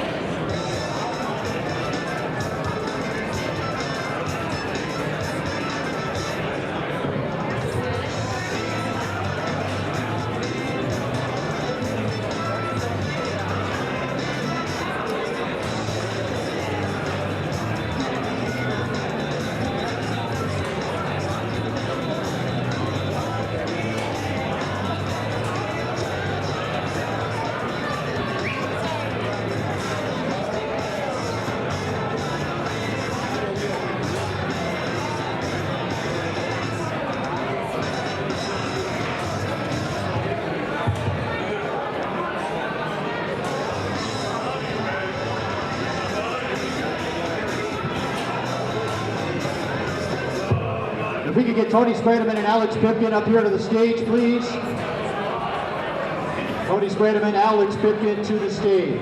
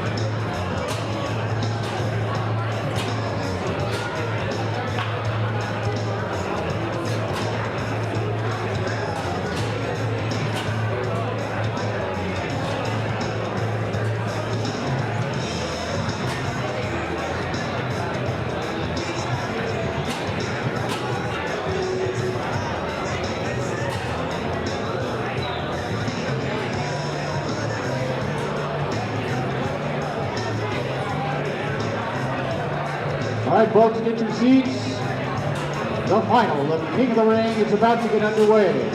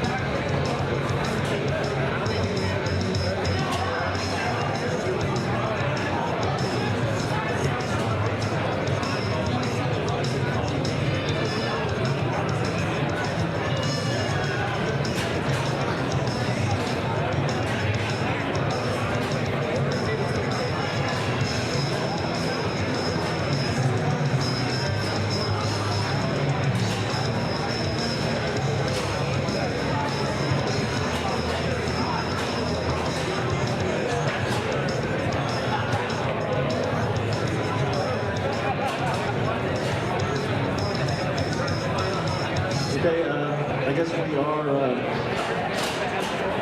allowed to both either watch or resume your matches depending on it. I guess we're not going to forfeit anyone that wants to watch, but if you want to resume your matches, go ahead and resume your matches.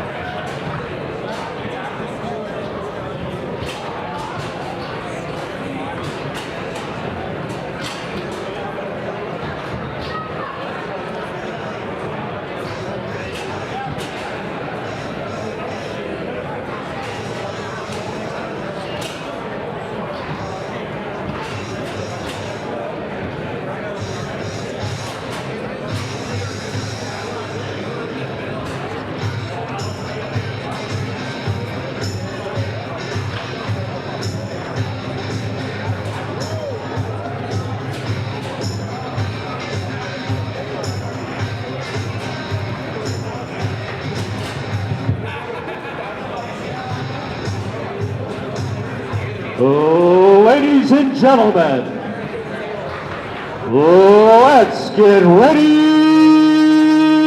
to prove. It's time to decide who will be the 2019 King of the Ring champion, and let's introduce the players. First, out of Bozeman, Montana, please welcome Alex Pipkin.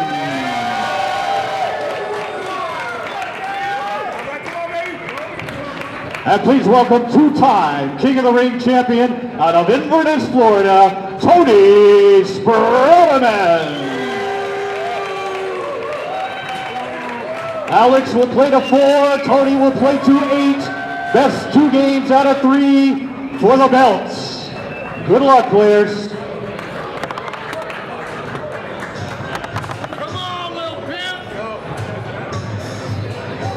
Make that 3 games out of 5. What? You want this? Yeah, do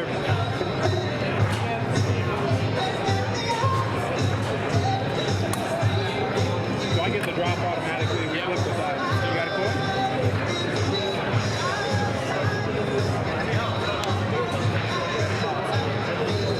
Huh? Can't call it. You call it heads? Oh.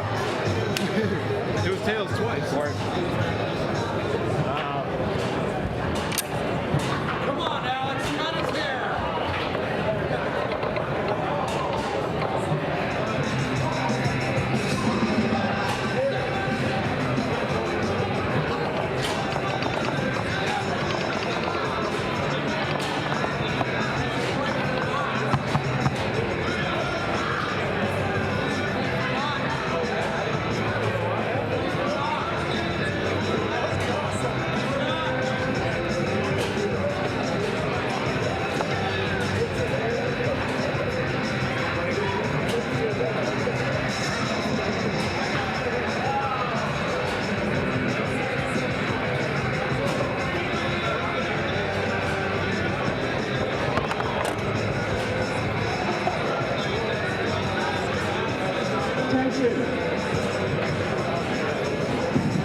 Attention players, we have a few vehicles that are parked out back that need to be moved or they will be towed.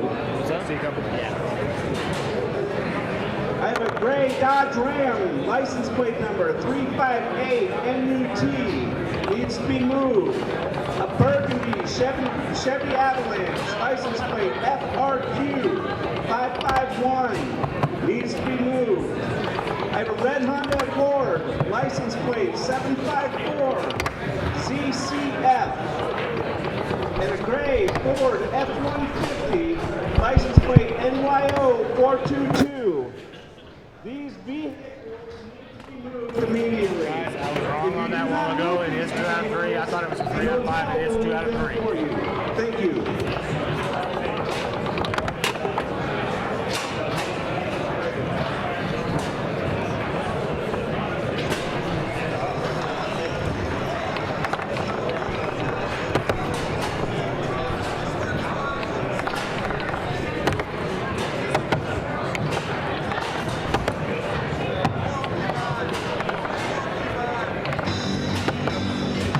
Ladies and gentlemen, it has been determined that it is 2 games out of 3. Again, Alex Pipkin playing to 4, Tony Spredeman playing to 8.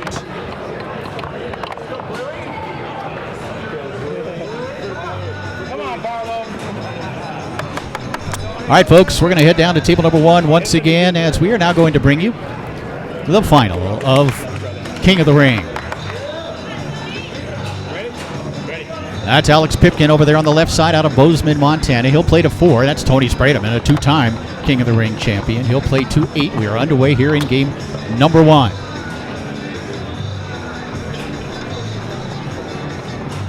And this should be interesting. Now, I don't know how many of you are familiar with Alex Pipkin. But I recall Alex, as Tony gets on the scoreboard first here in game number 1. Best 2 games out of 3, by the way, with Alex playing to 4, Tony playing to 8.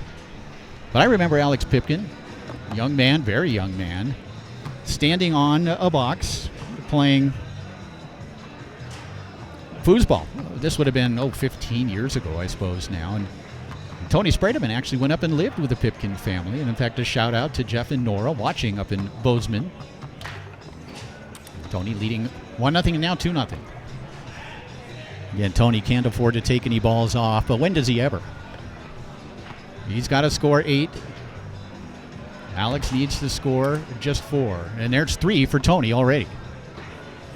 Tony Spredeman loves these kinds of situations. Loves to be kind of the underdog. That one's going to sneak through for Pipkin. So the goals coming quickly here in this first game.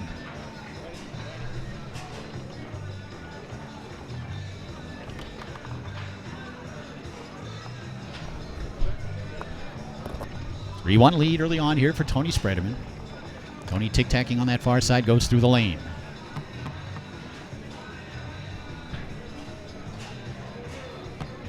And that one blocked by Pipkin, and Alex takes it away. Of course, Alex's older brother, Jeff, also an outstanding player.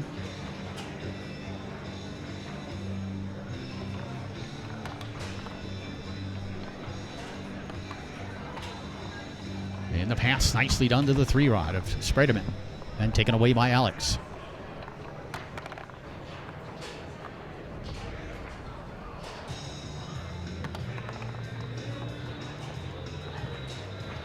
Here's Pipkin electing to shoot the ball.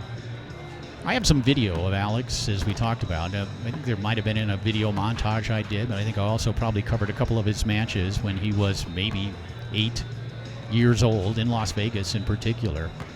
That's Tony. He comes back down the middle. But Tony Spredeman, as we mentioned, lived up at the Pipkin household in Bozeman and is very close to the Pipkin family, and certainly contributed to the successful efforts on the foosball table of both Alex and Jeff, and that one sent into the near corner, and Tony has come out to get 5 of the first 6.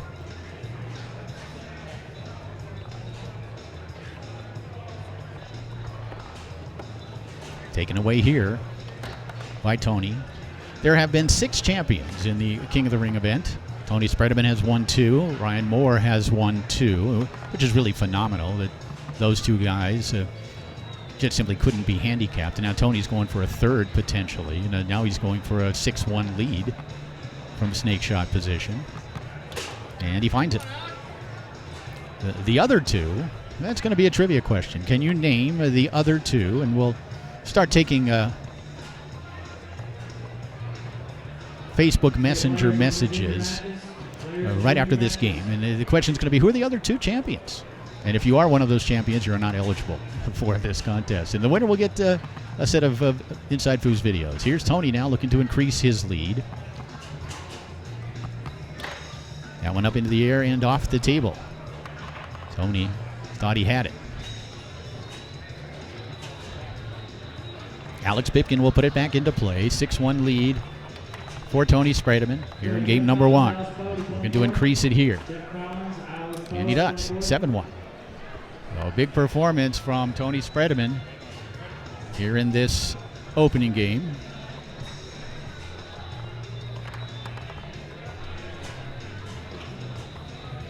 But you grow accustomed to these kinds of performances from Mr. Spredeman. He is he's a big game player.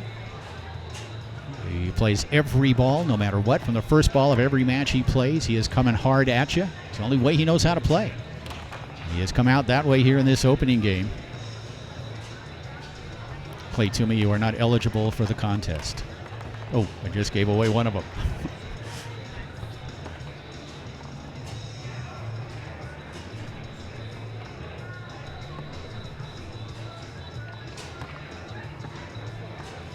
All right, I guess the messages are coming in already. We've given you one of them already, inadvertently, to some degree. And now Tony looking to put away game number 1. Alex with a block on the first one. Tony will set it up once again and stroke it home. It's 1-0.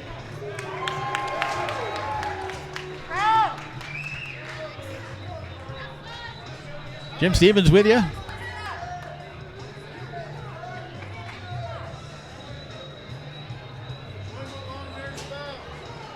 Still waiting for the correct answer to come in. Interesting, though. We'll tell that story after we get a winner there, Clay. Clay Toomey is watching back in the Dallas-Fort Worth area. 1-0 lead for Tony Spredeman. All right, we have a winner. Someone who probably doesn't need any videos. Matteo Gattaioli, congratulations. It is. It's Clay Toomey and Nathan Carlson. Matteo got it on his 2nd attempt, and now the first attempt of this second game for Alex. And he strokes it home. He's got the crowd behind him. Tony feeds off that, of course. Tony leading 1-0.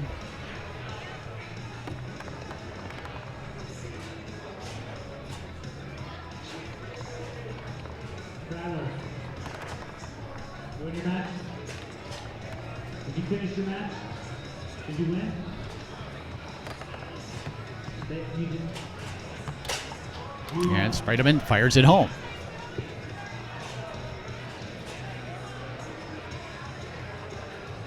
One here in game number 2. Best 2 games out of 3 for the King of the Ring title. Tony Hart along that outside wall.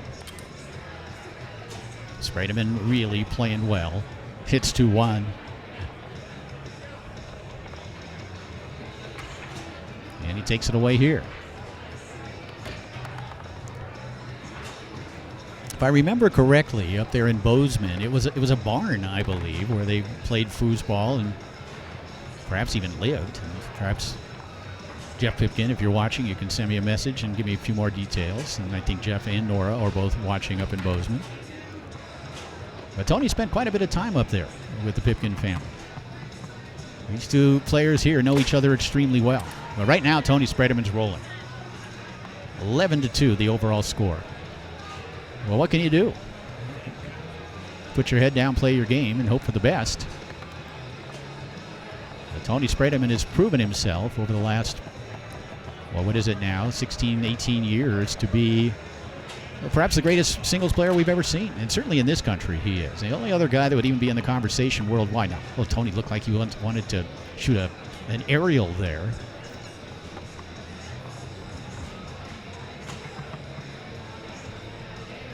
We saw Tony Spreitman hit an aerial at the World Championships as he now sets it up and looks to increase his lead, but that one blocked up into the air and off the table.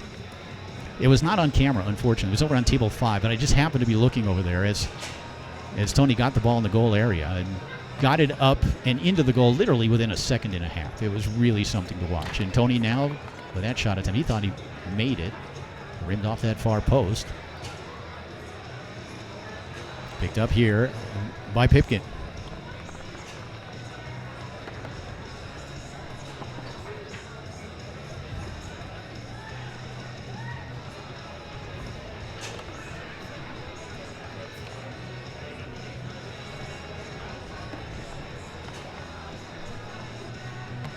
Tony.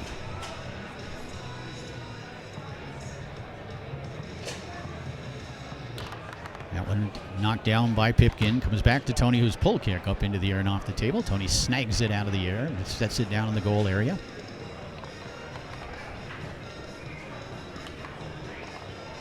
And another chance here for Tony. He's getting a lot of them. Spreitman walks it, and there's Pipkin. Well, Alex doing a good job of keeping Tony out right now. But Tony just keeps the pressure on.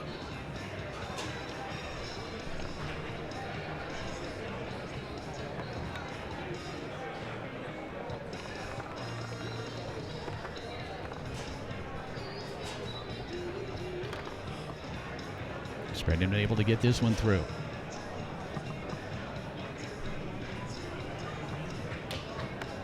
And that one blocked up into the air and off the table.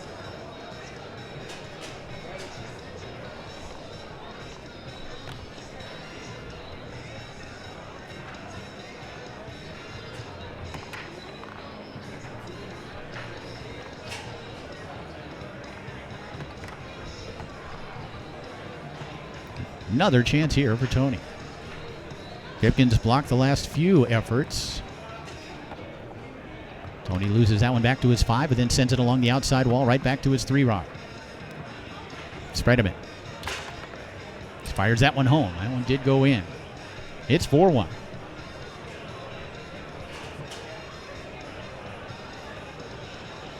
Well, I hope you're enjoying the show here from Thornton, Colorado.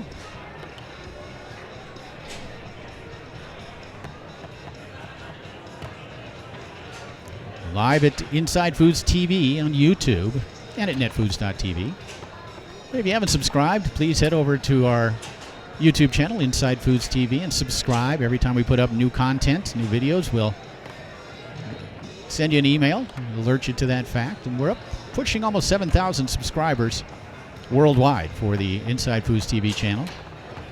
Pipkin shot attempt far side, blocked away, and then it's going to roll back. Pipkin just stabbed it on goal.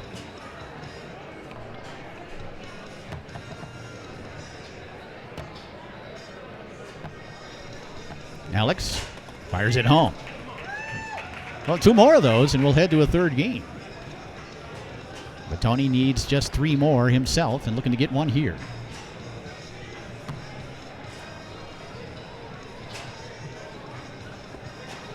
Spredeman. That one up into the air and then off the table. Alex will put the ball back into play. Jeff Lee, Ryan Harvey, your anniversary call for game 13. Jeff Lee, Ryan Harvey. Game 13 free call.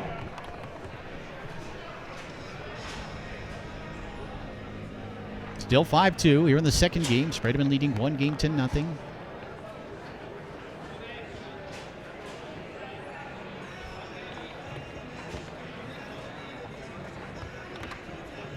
Again, along that outside wall goes Tony. Spredeman shot attempt blocked by Pipkin. Back to his 3. He stabs that one on goal, but Tony had the left hand back there to keep him out. Might have benefited Alex a little bit to have taken that ball and set it up and taken some time. Again, he only needs 2 more goals to send it to game 3, and Spredeman will call timeout. Hey guys, move to 17. Table 19, move to 17. And I'd like to thank some of our sponsors, RFDAS Systems, the home of bidirectional communications and emergency response systems, Mr. Darren Bone down in North Carolina.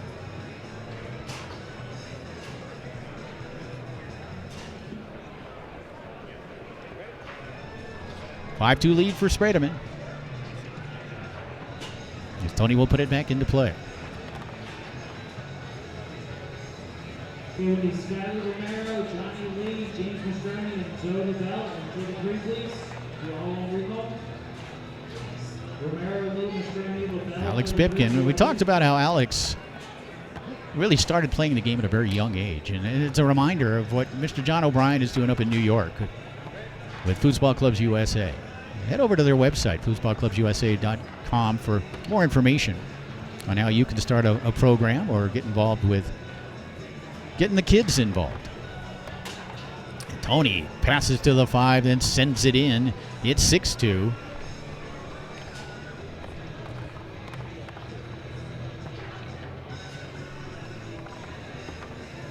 Spredeman working it up the table. And then into the goal. It is championship point for Tony Spredeman.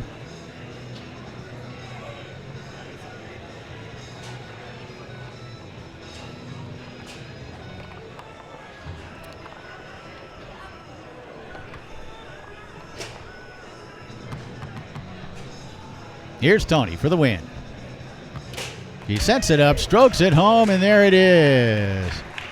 Tony Spredeman defeats Alex Pipkin to win the 2019 King of the Ring Championship, the 3rd time that Tony has won this prestigious title.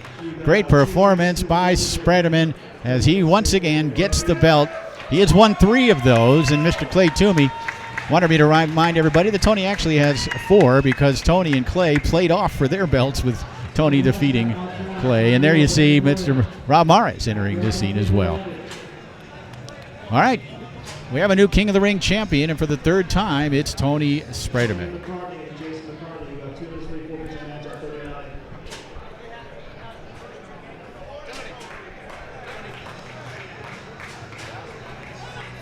I'd like to thank everybody, and again, head over to Inside Foos TV if you're not there already, and subscribe. If you're interested in getting any sort of videos, head over to InsideFoos.com. And we're looking for sponsors, folks. If you're interested in sponsoring what we do, keeping Inside Foos moving forward, we'd love to have you as part of what we're doing, as a partner in what Inside Foos brings to the foosball world. And we're also brought to you by Rodlock, the best practice tool for goalie war, for practicing at home, setting the man up. And head over to rodlock.com to get your Rodlock. Let's check in on upcoming events. on the IFP Tour next weekend, the Louisiana State Championships. Head over to ifptour.com for more information on that one and for the tour kickoff coming up in January, the opening event of the 2020 season. Isn't that amazing? 2020.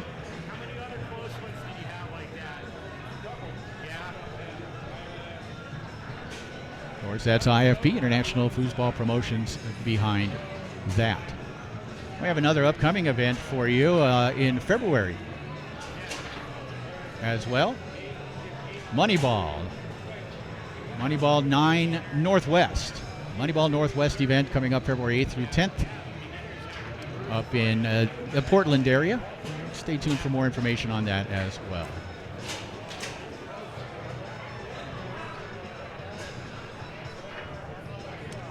All right, folks, I think that's going to do it for our YouTube event, Inside Foos TV, prime time from Colorado. Going to wrap it up at about 10 minutes after 9. I'd like to thank everybody for watching, both live and recorded into the future. And again, head over to InsideFoos.com for videos. Please go subscribe at Inside Foos TV.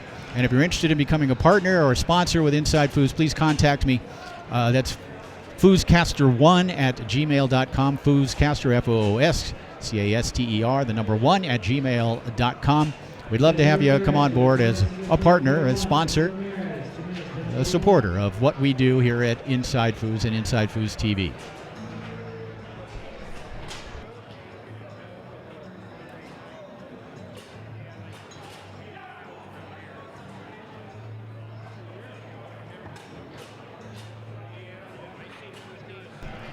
And one other point, as we move forward here into the year 2020, we would love to have you as part of our team as an intern at starting with the tour kickoff next year at the Moneyball event up in Portland, wherever we are going to be. We'd love to have you as part of our team, maybe learn how to work the mixing board, learn how the inside operations of Inside Foos work, and kind of get behind the scenes and be a part of something that's pretty cool. So contact me again, fooscaster1@gmail.com, if you're interested in becoming a team member of Inside Foos. We'd love to bring you in, teach you everything we know, and have you a part of what we do up here. In other words, we could use some help.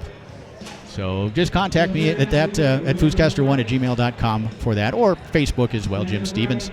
But I think we got everything covered. Thanks for joining us at Inside Foos TV, as we are going to now bring you some more action over at netfoos.tv here from the 2019 Colorado State Championships.